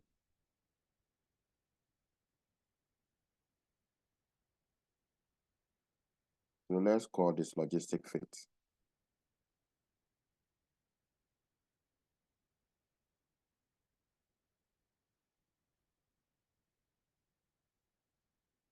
So we are using the model that we created. Okay, we are using the model that we created, which is the logistic model. Logistic model, which we have created. Okay, and then now, which one, we pipe that into the relationship. Okay, so we want to fit. So we use the function fit. Okay, we want to predict attrition. Okay, so attrition, just like we will use it for our normal regression. So attrition tilde. Okay. Now we are interested in everything that we've chosen. Okay. All the feature selection. Okay. We are interested in all of them. So you are already aware of this. So we represent it with a dot. Okay. With a dot. All right. If you are not using all the features, then you can use gender plus, let's say overtime plus whatever. But here we are using everything, so we just represent it with a dot. Okay. And then where are we taking the data? We are taking the data from the HRT training. Okay.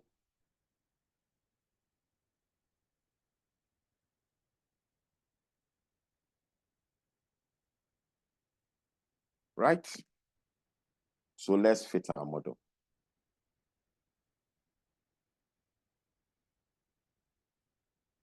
Okay. Model has been fit. So once the model has been fit, we can go on to start making some predictions. Okay. So let's predict the outcome categories. Okay.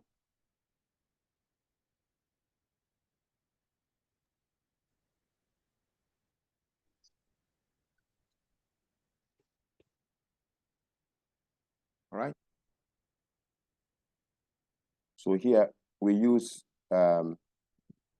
before we do that, we use the predict function. Okay. So we use the predict function. So we want to predict the classes. Okay. So we have fit the model already. So let's bring the model that we have fit, and then based upon that, we can do our predictions. Okay. So our logistic fit is here. Our logistic fit is here. Okay. We pipe that into the predict function. Okay. And then what are we predicting? So the argument, we have argument for new data. New data. So what we have done is that we have used the training data. Okay. We have fitted it into the HRT training. And based upon that, we are going to predict it on the test data. All right. Okay. So new data is equal to HRT testing. Yeah. And then the classification, the type of classification. Okay. Here we will use class. I will explain this. Okay. So let's name all these class predictions. Okay. So class predicts. So class predictions. So what we've done is that we are predicting the test data, okay, based upon the training data that we have fitted into the model, okay, and it's going to give us the class predictions. Okay, so here the type argument is equal to class because we want the output to be classifications. Okay, so let's run this.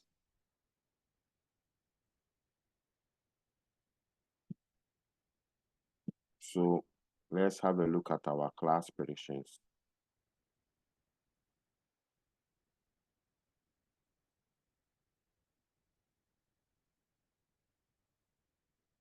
Okay, so here it is predicting the attrition column. Okay, so you see that we have 3, 5, 9 more. Remember that the whole of the testing data was 3, 6, 9. It has given us 10. Okay, so this is just a class prediction. So let's also look at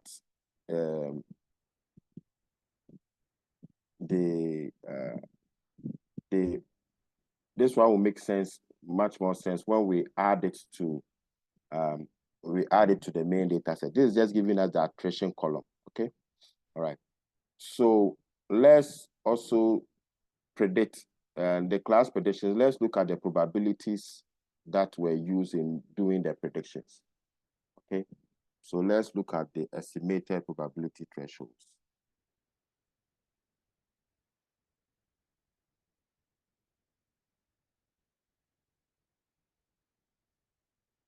All right, so let's copy this whole thing. It's basically the same thing, just that now we are looking at probabilities. Then it will make much more sense. So this one, let's change it to probability predictions prob. Everything stays the same. So here, the type is probabilities. Okay, so we change this to prob. And then let's change this to prob predictions, probability predictions. So this one will also give us the probability thresholds for the attrition column. Okay. So if we run it, it gives us the probabilities, the attrition column. Okay. So probability no, probability yes. Okay. Okay. All right. So let's combine all the results so that it will make much more sense. Okay. So let's combine the probability threshold and then the class to C classification. Okay. So let's combine the probability threshold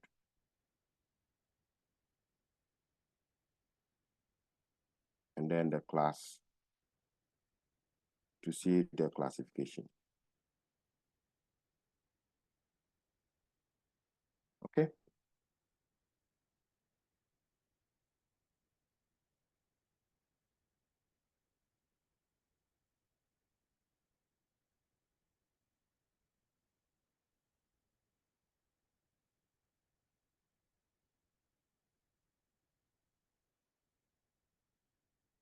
Okay.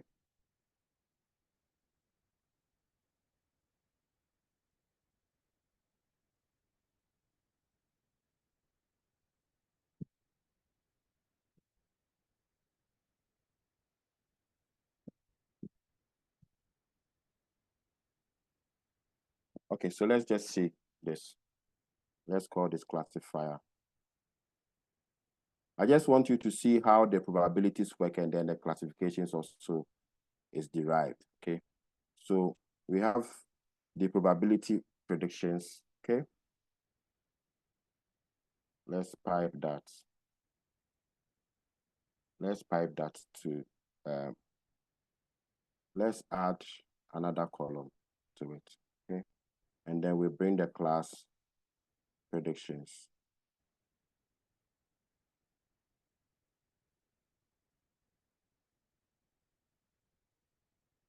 All right.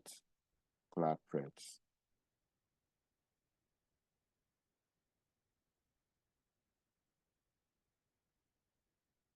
Okay, so let's run this and then you see. Just want us to view it.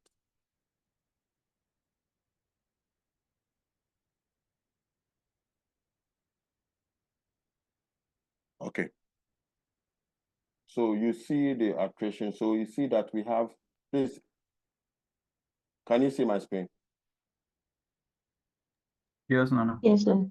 So you see that for the first one, the probability was 0.86, isn't it? And then the second one, the second probability was on the same. So on one row, it gives you 100%. All right. Then probability that the attrition is no is 0.68, 0.86. Probability is that attrition is yes is 0.13. So here it has calculated the logistic regression probabilities for you. So how does it do the classification? It takes the one with the highest probability. So since the probability for no here is 0.86, it will classify the first one as no. All right.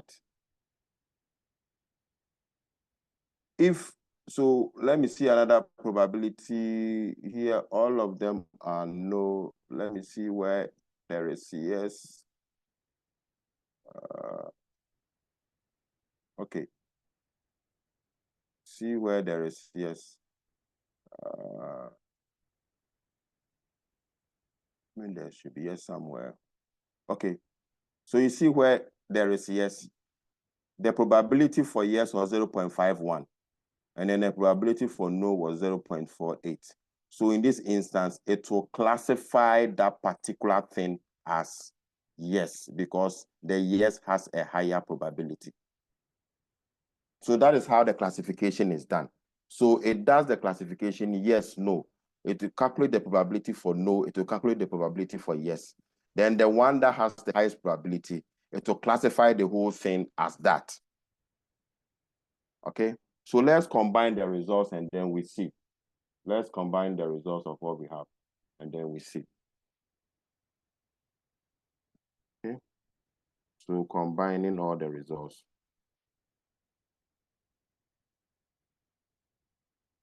So here you see that you are not the one calculating the logistic probability. Okay, it does the calculation itself, and then based upon the probability for the logistic regression, it will do the classifications. Okay, so let's call this HRT results. All right, so here we want to take our HRT testing, the original HRT testing, okay, and then we compare it with our predictions. Okay, so our original HRT testing, let's type that and then just select the attrition column. Okay, so let's just select the attrition column. That's where we are interested in. So after we have selected, so here to go to the HR testing and then select the attrition column. And then let's combine that with our class predictions and then our probability predictions. Okay.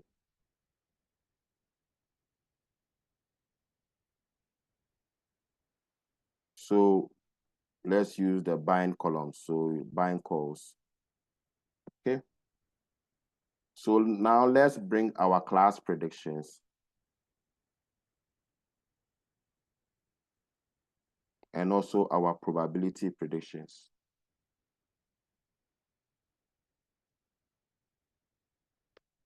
Let's run it.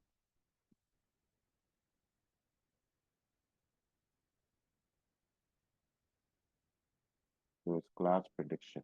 Yes.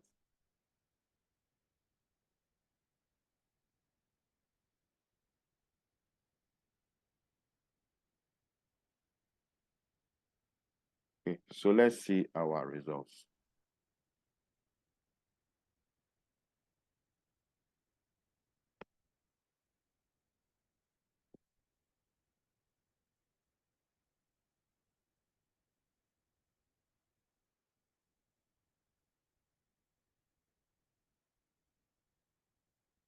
Okay.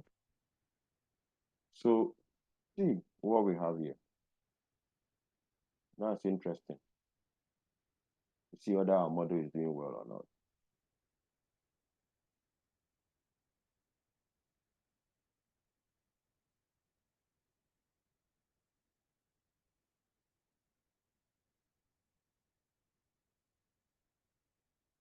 Okay, so no, this is not. So this is what we have here. So this is our original test data where we have the attrition. Please do you follow? The first one is our original data in our test data set. Please do you follow? Yes. Okay. And then this is our predictions. Okay, so the dot pred class is our predictions that we did. So per our model, we were able to predict exactly as the test data for the first person. Okay, all right. So the test data said that the person will stay in the company. There will be no attrition. We also correctly predicted that there will be no attrition based upon our logistic regression. How did they come by the no conclusion? Because the probability for the no was 0.86, and then the probability for the yes was 0.13. So it goes with the one with the highest probability and then classifies it as such. Please, am I making sense? Yes. Yes. Yes. Okay. So you see that when you come to line 6, the test data was yes, but our model predicted no. Okay. So in some cases, it will be no, and our model will predict yes. So we need to find out how our model is performing as compared, the predictive prowess of our model. If it's very good, then we go by that model.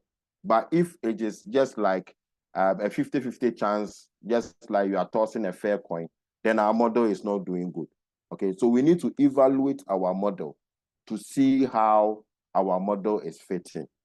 Okay, so that leads us to assessment of our model fit. Okay, so let's look at the performance of our model. So here, we've been able to do these predictions, okay, based upon logistic regression, okay? All right, so let's see whether our model is doing good. If our model is doing good, then we can deploy our model and operationalize it in our work environment, all right? So if, for instance, it is a loan agreement, blah, blah, blah, that we use, we can be using that, okay? All right, so let's check the performance of our model.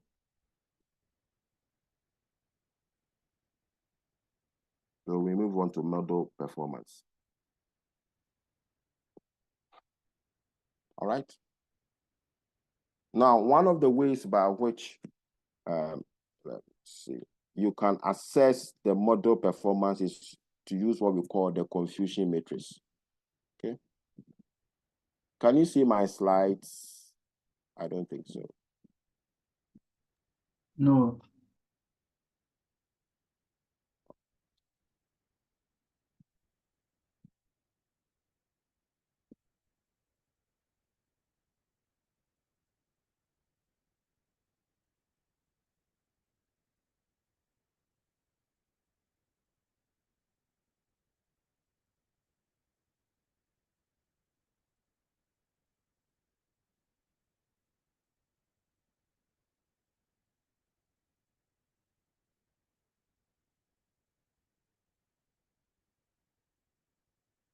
Okay, so we did data resampling.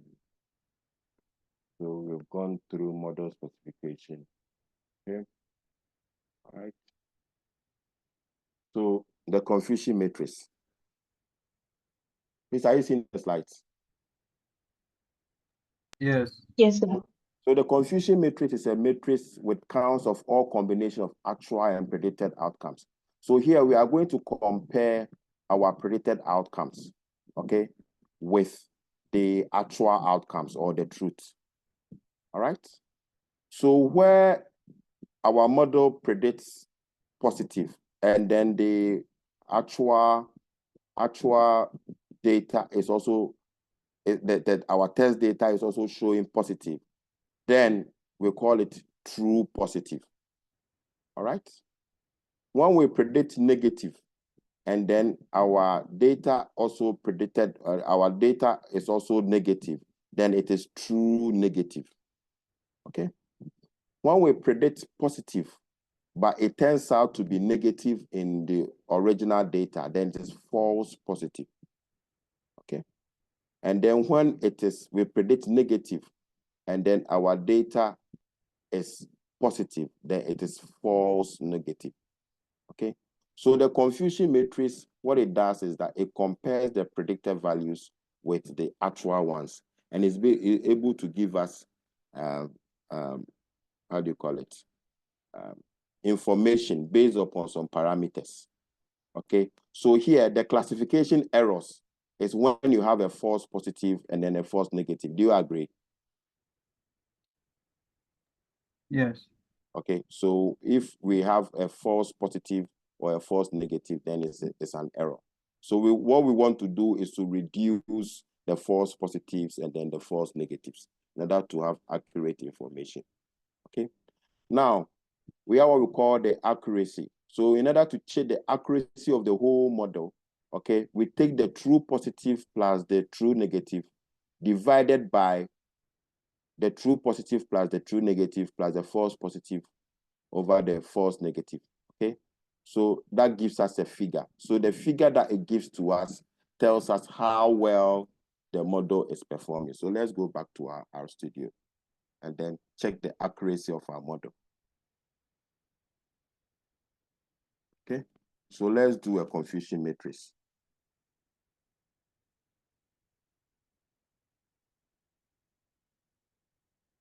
So we do this by using a confusion matrix. All right. So there's a function called conf_math. Okay. So that's the confusion matrix. Okay. So you see that this, you can see conf_math. You can see that this is coming from the Logistic package. Have you seen? Okay. So each level of the machine learning workflow, okay, we use a different package for it. Okay.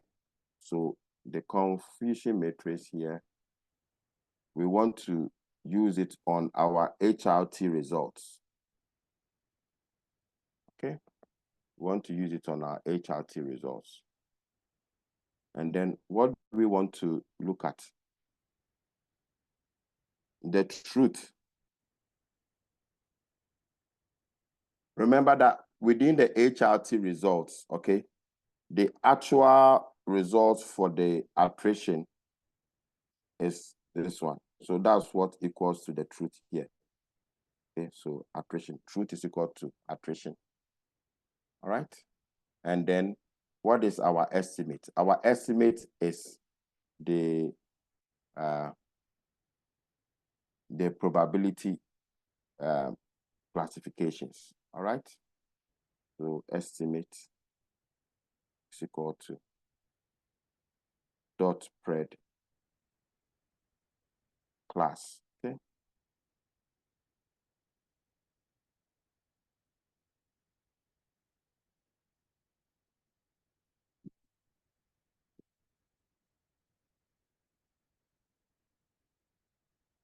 So let's run this and see.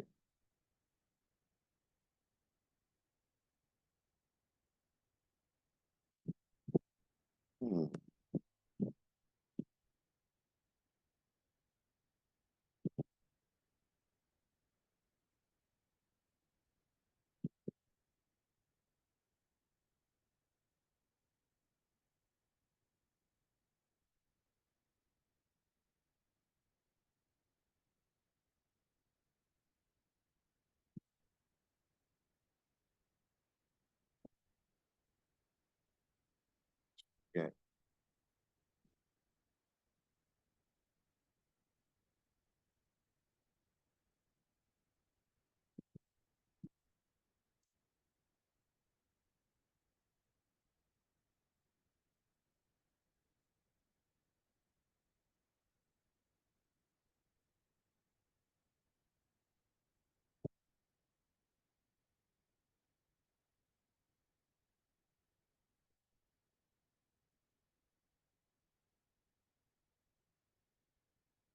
Just a minute.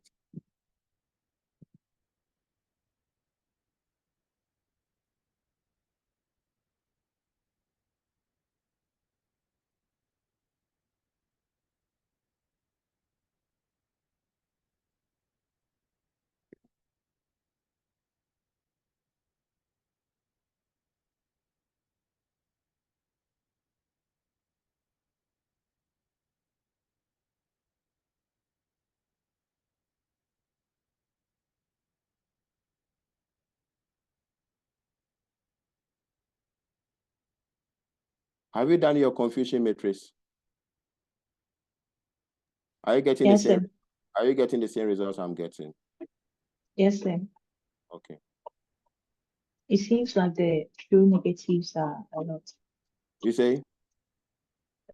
It looks like the true negatives are plenty. The true negatives are plenty. So what does it tell you? It tells you that the model is able to, so when it comes to no, okay, this should have given me, it's the same information, but I wonder how it's giving me this. But what it means here is that when it comes to predicting no, the model does very well. Have you seen? Yes. And then no. When it comes to predicting yes is 14, isn't it? Yeah. When it comes to predicting yes, the true positive, it doesn't do well. Okay. So these are some of the issues we'll be looking at. But I'm just Hello, Nana. yes. It looks like I'm getting different results. I don't know. Okay. Yes, I'm getting 12. Yes, you are getting 12, and then no, you are getting. So no, yes, I'm getting 7, and then no, I'm getting 40.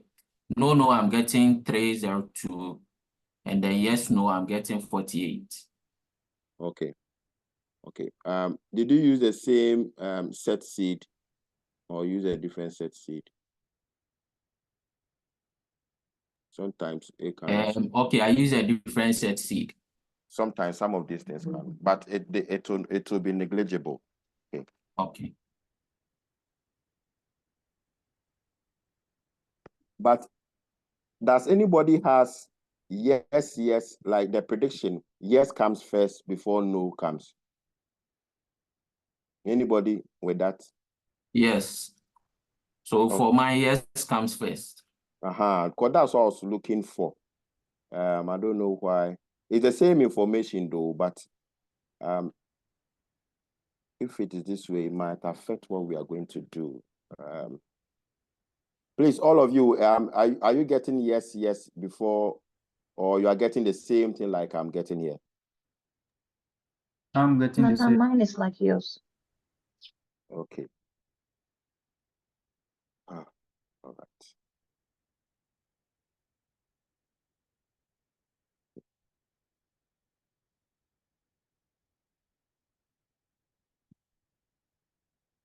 So let's do some manual calculations and then we see.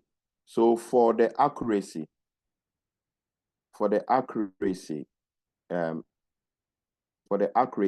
you to calculate let's do it manually so that you know how it is done. For the accuracy, it is total true positive plus true positive divided by everything. All right. And then we saw that in some instances, so this is what I was expecting. I was expecting yes, and a positive, and a negative, positive. Okay. Nevertheless, let's see. So where you want to look at only the positive, okay, how well the model is predicting positive results, okay, then it is true positive divided by true positive plus false negative. All right. If you want to see how, so that one we call it sensitivity. So the sensitivity is the proportion of all positive cases that are correctly classified. All right. And then we have what we call the specificity. So the specificity looks at how correctly negative cases are classified. So it looks at the false positive and then the true negative. So the specificity is calculated as true negative divided by true negative plus false positive. Okay. So all of us, let's calculate the accuracy, calculate the sensitivity, and then calculate the specificity. And then let's compare it with what R is telling us. Okay. So when you are done, let me know.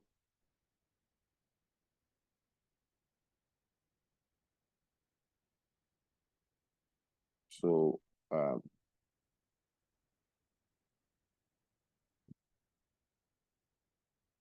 wonder why this is giving me this. Didn't have.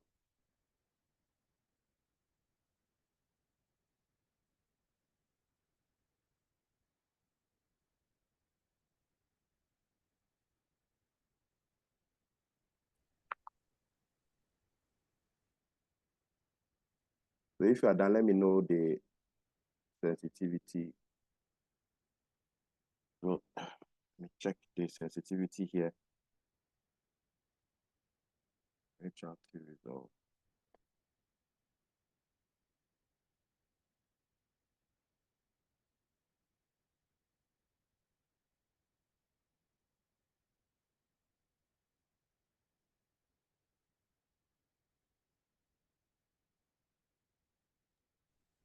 No, please, can you go over the calculation again? This one is not. You see?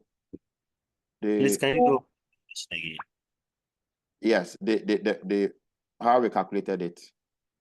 Yeah, the Okay, so calculation. you write it somewhere. Write it somewhere. The accuracy is true positive plus true positive. Okay.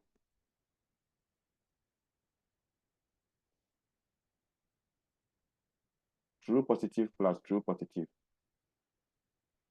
True positive plus true negative, sorry. Okay, the one that you correctly classify, divided by everything. Okay. True positive plus true negative divided by everything. Okay. And then when we come to, are you okay with the accuracy? Yes, sir. Okay. And then when we come to sensitivity, it is true positive divided by true positive plus false negative. So we write it somewhere. And then that for specificity is true negative divided by true negative plus false positive. There's something going on with my R. It's not giving me the right calculations. So I don't know what to do. I have to sort it out. The sensitivity cannot be right. Here it is giving me 97%. It cannot be right. That should be for the specificity, because the specificity is how do you call it? It predicts more negative figures better here, isn't it? But it seems it is seeing this as positive.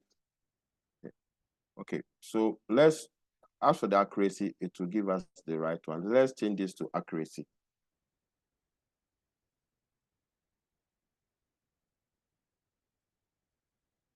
Okay, so accuracy, let's run it. So accuracy is about 86%. Did you get the same thing when you calculated? Yes, and I also got the same one. Okay, all right. When I use the formula. Okay, when you use the formula. Okay, so use the formula for the sensitivity and also the specificity. And that's where I'm running into challenges here. I don't know whether it's the version of R I'm using. It shouldn't be.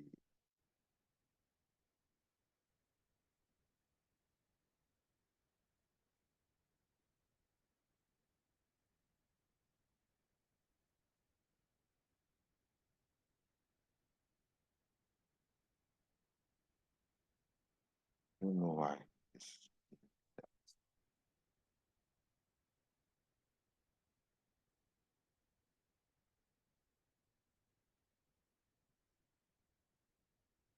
Oh, this is the one I sent to you guys.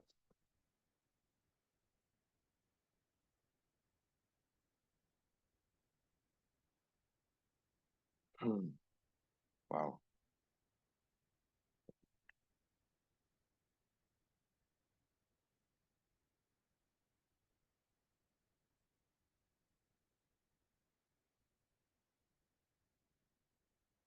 Okay, so what did you get for the specificity?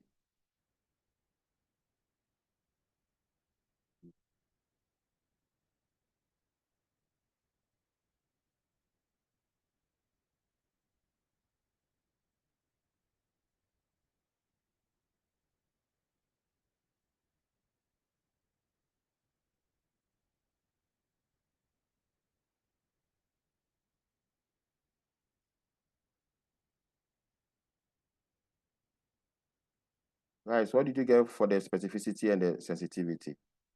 Any contribution?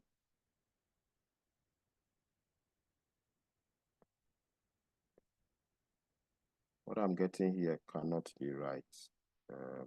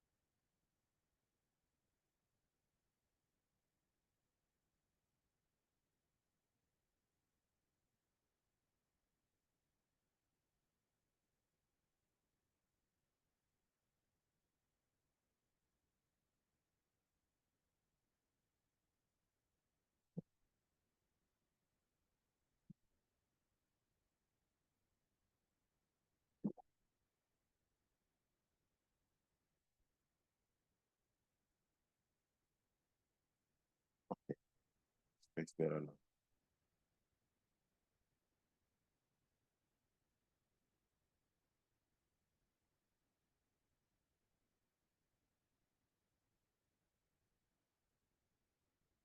Yes, yeah. And I'm thinking of this. Couldn't it be because of how we did our factors? That is why the confusion matrix is coming as 20 years. No. No. Oh, okay. There's not as a result of that. Oh, okay. Okay.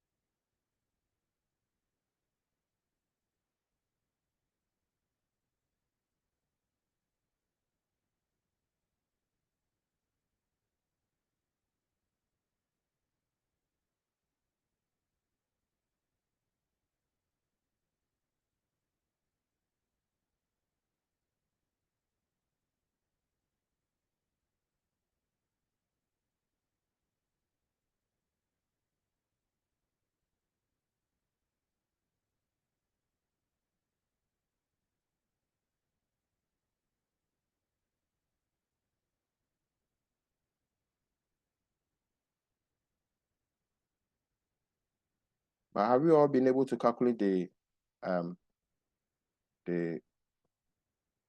specificity and then the sensitivity?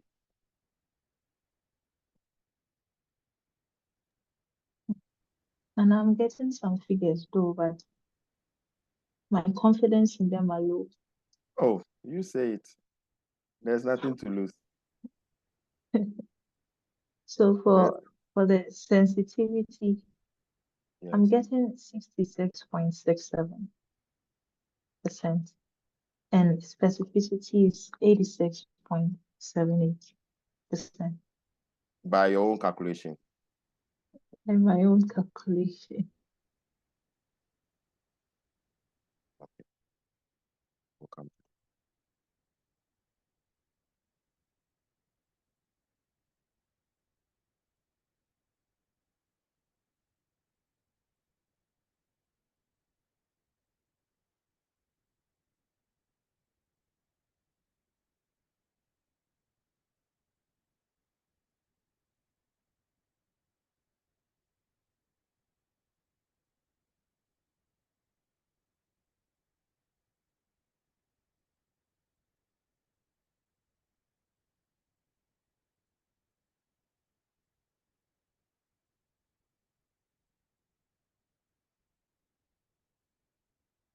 You know what this is.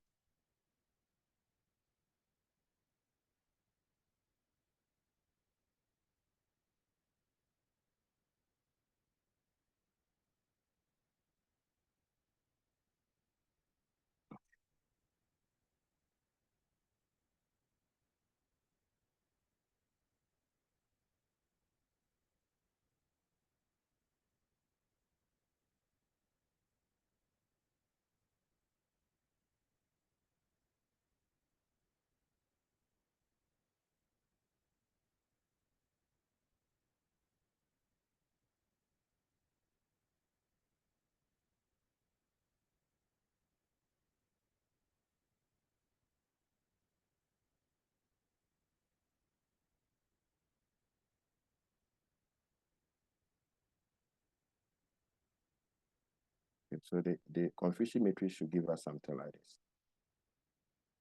Do you all have this? Do you all have this? Okay, so now mine is kind of flipped. Yes, so I don't know whether the is the version that is causing that issue. It's the same thing. The interpretation will be the same thing, but when we come to when you calculate the accuracy, if you use this and then you calculate it manually, you get a different result from. So here the accuracy is 86%. Okay. If you check the sensitivity, which is true positive over true positive plus false negative, here it correctly calculates it to be 23%, which is right. When you do with, so you per the information you have, okay, if you look at, who gave me the results for the sensitivity? Who did I just speak to? I can't see your names, so. No, it was me, but the figure I was getting. Yes, so if we take it like this, the true positive is the 14. sensitivity. Okay, the sensitivity will be 14. Okay, 14 plus 46. Okay. Okay. So it should be 14 divided by 14 divided by 14 plus 46. Yes. Okay.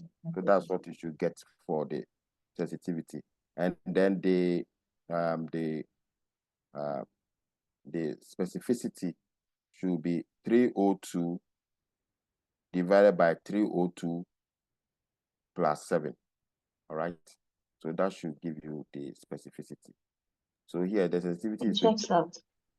It checks out. I got this figure. So if when we run the specificity, it should give you something like this, that 97%. Okay. But the issue we are having is that because the thing is flipped, is seeing the negative as the positive. And so you follow me on this one, and then for those of us who have that issues, we will sort it out. Okay. All right. So this is it. So the specificity is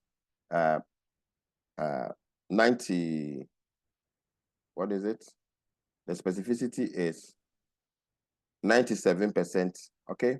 And then the sensitivity is 23%. So if you had based all your conclusions on the accuracy, you would have gotten it wrong. Okay. So if you say that, oh, my accuracy is 85% or 86%, so my model, so normally when your model is, let's say 70% and above, that means it's doing well.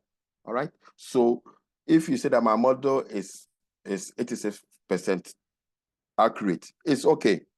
But when we delve deeper, you will see that your model is not able to predict true positives well. So here, it does well when it comes to predicting negative results. Okay, that is a specificity. So here, it tells you that the specificity is 97%. It's able to predict when the attrition is no than when the attrition is yes. Please, do you get me? Okay, so these are the things you should bear in mind. So which means that whenever your model is predicting yes, because you know that your sensitivity is 23%, you wouldn't put too much weight on it. All right? But where your model is predicting no, that is your specificity, which you've calculated to be 97%, that means your model is doing very, very well in that area. So overall, the model is good, but when it comes to predicting yes, it is found wanting. Please, do you follow my argument? Yes, sir. Okay. Please, I'm not getting any feedback from the others. Are we all okay? Yes, no. Okay. Good. So now, yes. So do we always, I'm a little bit confused. Do we always have to have this sort of sequence within the confusion matrix? So when you have the confusion matrix tells you how well your model is doing. So it gives you the overall view, and then it goes a bit deeper to see how you are predicting true positives and you are predicting true negatives. Okay, how well is your model predicting negative cases? How well is your model predicting positive cases? So it does three things basically: the overall model, and then the sensitivity, and also the specificity. All right. Yes, so that part I understand. The part that confuses me is the order of the category, because just looking at the change of the order modifies how calculation becomes for the sensitivity. No, it doesn't order. I think is the version of that. That's why when you calculate it manually, you get the same result that I'm getting here. Oh, okay. Yeah, when you calculate it manually, I mean, if you check this, you know that yes is true positive. No is true negative. Okay. So even if it is flipped around, like we have it in the other, we have it here. Well, okay, we ran it, but it was flipped. Okay, it might be up here or something. Because I understand that true negative is this formula and then true positive is that formula, I'm able to calculate and then compare it with what R is giving me. Is it okay? Yes. So it doesn't matter if it is flipped. The problem we are having now, for those of us whose ones are flipped, I will check whether it's the version of R that is doing that. Okay, so if we need to update our R, then we'll update it accordingly. I haven't updated mine. But for some of you, you are having this one that I'm getting here. Is it not? Hello? Yes, for some of you, you are getting this, isn't it? So when you run the accuracy and then the sensitivity and the specificity, it gives you the same answer. Okay, for those of us whose ones are flipped, I will check out why that is the case, and then we will come back. But that's why I took you through the manual calculation of the accuracy and then the sensitivity and then the specificity. So when you have the manual one, you can always calculate and then compare it what your R is telling you. Does it make sense? Or you are Yes, still sir. are you still confused? Oh, I'm good now. I'm good now. I'm good. At least we're knowing the manual and I can check it back. But Yes, I'm just you can check it. yeah. Okay. So I think for those of us who are having that problem is, I don't know whether it's the R version. I'll check it and then come back. All right. So you follow what I'm doing here. Okay. So based upon our results, we can see a plot of it by using a heat map. So all that you have, just pipe it into autoplot, okay, and then you use heat map. It will visualize the confusion matrix. Okay, so if you run this, for instance, let's go to plot.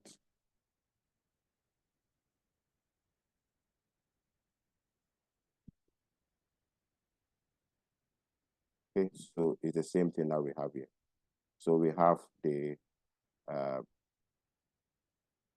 true positive, the predicted against the truth or the actual. Okay, so we have the yes, which is 14, yes, no, which is 7, no, which is 302, and then no, yes, which is 46. All right. So basically, that's it. So basically, you see that when we calculate the confusion matrix, okay, it tells you, it gives you, let's come here, it gives you the sensitivity as well as the specificity, okay? All right, so this is the specificity we calculated, and the sensitivity, and then the accuracy, okay? Now, what it does is that for each probability threshold, okay, we can look at the model performance, okay? We have various probability thresholds, okay? So what it does here is that for each threshold, we can have the specificity and then the sensitivity, okay? And it will be too much, data. So normally we represent this with what we call the ROC curve, okay? We represent it by what we call the receiver operating characteristic curve, okay? So it compares your sensitivity with your false positive rate, okay? 1 minus specificity, okay? So what you want to do is you want your model. So when you use the ROC curve, okay, what it does is that it gives you one value, okay, that tells you that your model is good, you can use it, or your model is not doing good, okay? Basically, what we are aiming for is 0, 1, okay? So 0 for X axis and 1 on the Y axis, okay? Not the other way around. Okay, so where you have the dotted line, if you have your model is placed somewhere here, that means your model is a 50-50 model, okay? It's a 50-50. So the one on the dotted line is a 50-50 model. The one on your left-hand side, that means that the model is doing well. So the closer it gets to 1, so the closer it gets to this corner, it gets to 1, the better your model, okay? And as it comes to your right, that means your model is not doing well, especially if it crosses the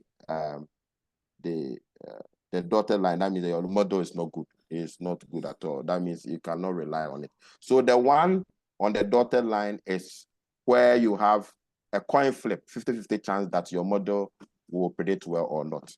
We don't want that. We want a model that will be very close to 1. All right? So it compares your sensitivity and then your specificity, and then it gives you a figure. That figure is what we call the area under curve. Okay? So here, if your model is somewhere here, it is poor performance. Okay, so your area under curve, you know, is what gives you a single number that tells you that your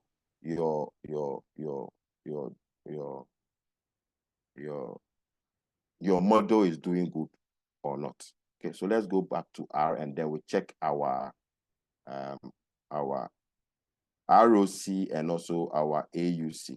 Okay, let's go back to R. Okay. Okay, so here, when we want to calculate our ROC curve, so we take the RT, the results, then we pipe that into the ROC curve. And the argument is truth is equal to attrition dot spread. Yes. Okay. All right. So let's run it.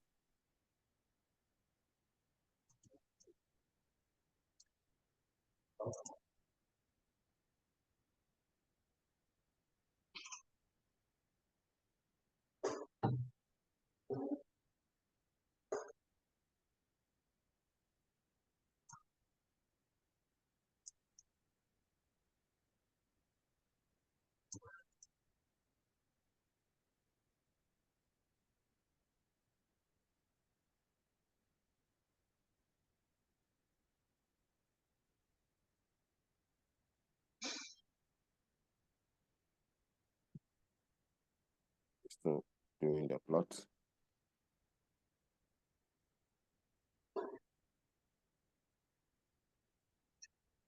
So the fact that you run it and then you are able to make prediction doesn't necessarily mean that your model is good. So you need to work through all these parameters to really convince us that your model is performing well. Okay, and then you can when you have, let's say, two different models, let's say we can choose to have various features within the same data set. We can choose to have various features which might give us various area under curve values. So the one with the highest value is what you choose. Okay. What's happening here? Why is this thing not coming?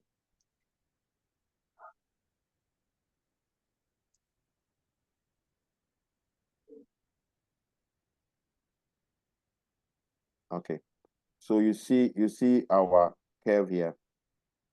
You see our ROC curve. So this one, so you see the dotted line here. All right, so our model is somewhere on the left hand side. Okay, if our model was somewhere on the right hand side, you see the curve on the other side of the dotted line. All right, so what is our area under curve? So the area under curve is you can pipe the HRT results into the ROC AUC.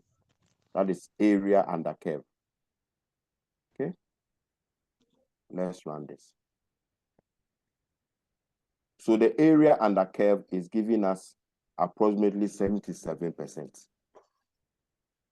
All right. So normally, if you have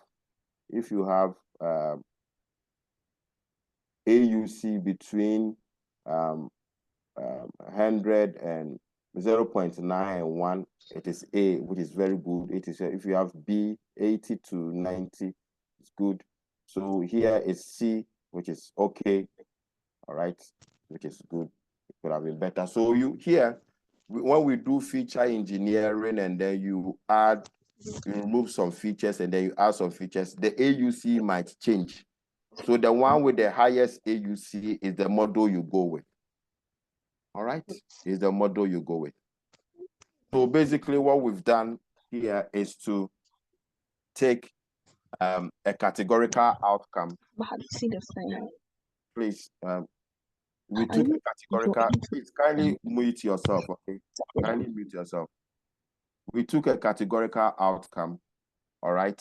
And then oh guys, may I know the one, who is the one speaking? Hello? Mute. Who? Guys, please, we are almost done. Okay, so we took a categorical outcome, okay, of attrition, all right, and then we split our data into training and test data. When we did that, we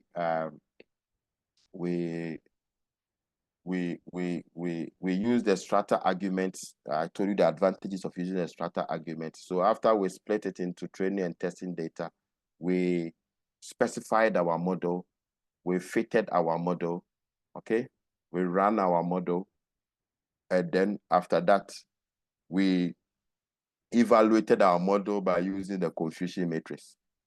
When we use the confusion matrix, the accuracy was okay, it was around 70%, okay? But when we delve deeper by looking at the specificity and then the sensitivity, we realized that the model was not good at predicting positive cases, but it was very good in predicting negative cases. All right, okay? Based upon that, we calculated our area under curve. We plotted our area, our ROC curve, and then calculated our area under curve. They are all mathematical formulas for doing this, okay? So we calculated our area under curve, which gives us one figure to tell us whether our model is doing good or not, okay? Our model scored about 77%, which is not very bad, okay? So, which is quite good. So what we can do now next is to do some feature engineering, okay? And then we can add more features and then see how it's going to affect our AUC. Probably you can try that tonight, okay? We chose only 10 features, but you could add more features to see whether it's going to affect your area under curve. All right? Any questions? Yes, Nancy. Oh, not a question, basically. Could you scroll up a little bit? It seems like I'm missing something, but I can't tell what it is. Okay, is it okay? Which line? A little bit. Oh, okay, right there is okay. Yeah. Yes, please drop down a little bit, Yeah. focusing on line 143. Yes, perfect. Thank you. Let me take a photo. Do the mosaic plot practical. We can just do it. All right. Okay. Any questions? So you see how we can use logistic regression to make predictions, and then you will be able to evaluate your model as well. Okay. I will send you a data set, and then a loan application data set, and then predict whether somebody is going to be rejected for the loan or not using logistic regression. Okay. I'll send it to you, and then we'll discuss that tomorrow. Any question? Yes, Francis.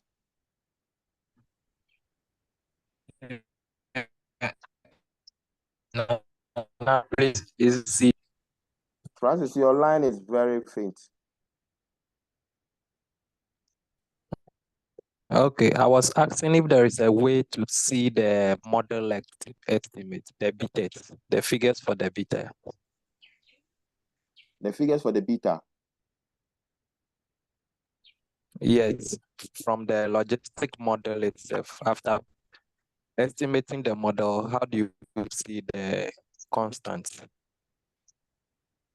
No. This one, it does it. So it's not like the one we've been using where we do the calculation. So R has done it for us, and it's just giving us the results. Yeah. So that's what. So I'm asking if there is a way R can show us what it has done. Then we will not. Then we can do that, but that one will be purely like statistics. So that one will not be using tidymodels for that. Oh, okay. All right. Understood.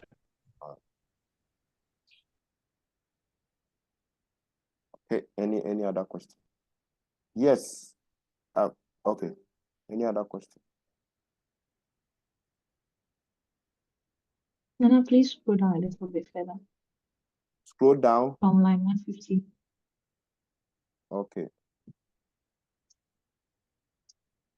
I will send you this anyway. So Don't worry.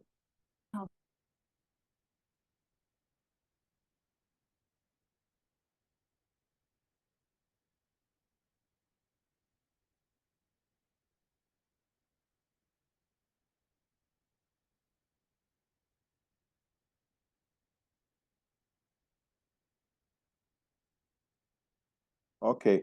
Any questions? All right. I think we've had, yeah, please. Yeah. Just one last, just a confirmation on the graph. So you said with the ROC graph, when the line is drawn above the sensitivity, or how do you call it? No, you see where you have the dotted line, that is the dotted line diagonal. Have you seen? Yeah. That is where you have 50-50 chance of your prediction being true. Okay. Okay.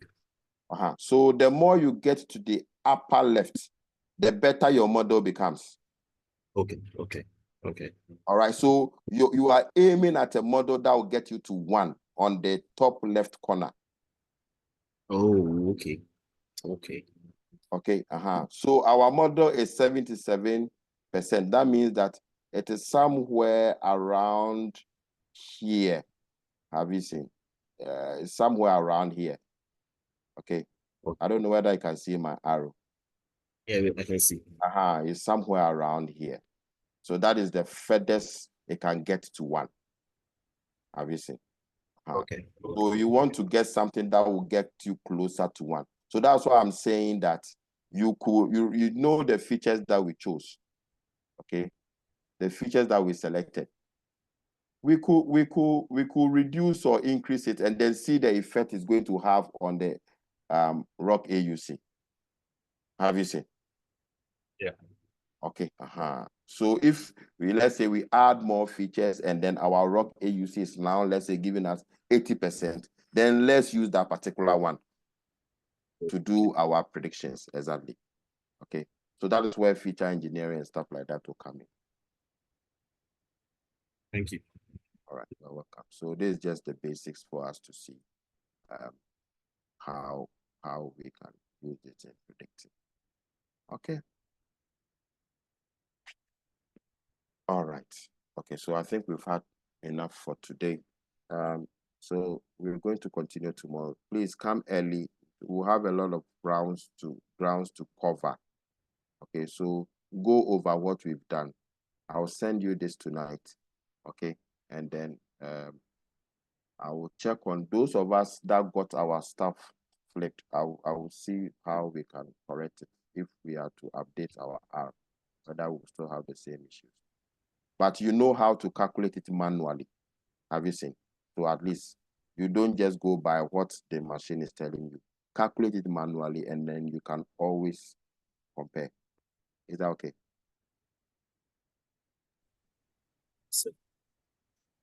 Okay. All right. So please add the slides. Oh, yes. I'll send everything to you tonight. Okay. Thank you very much, man.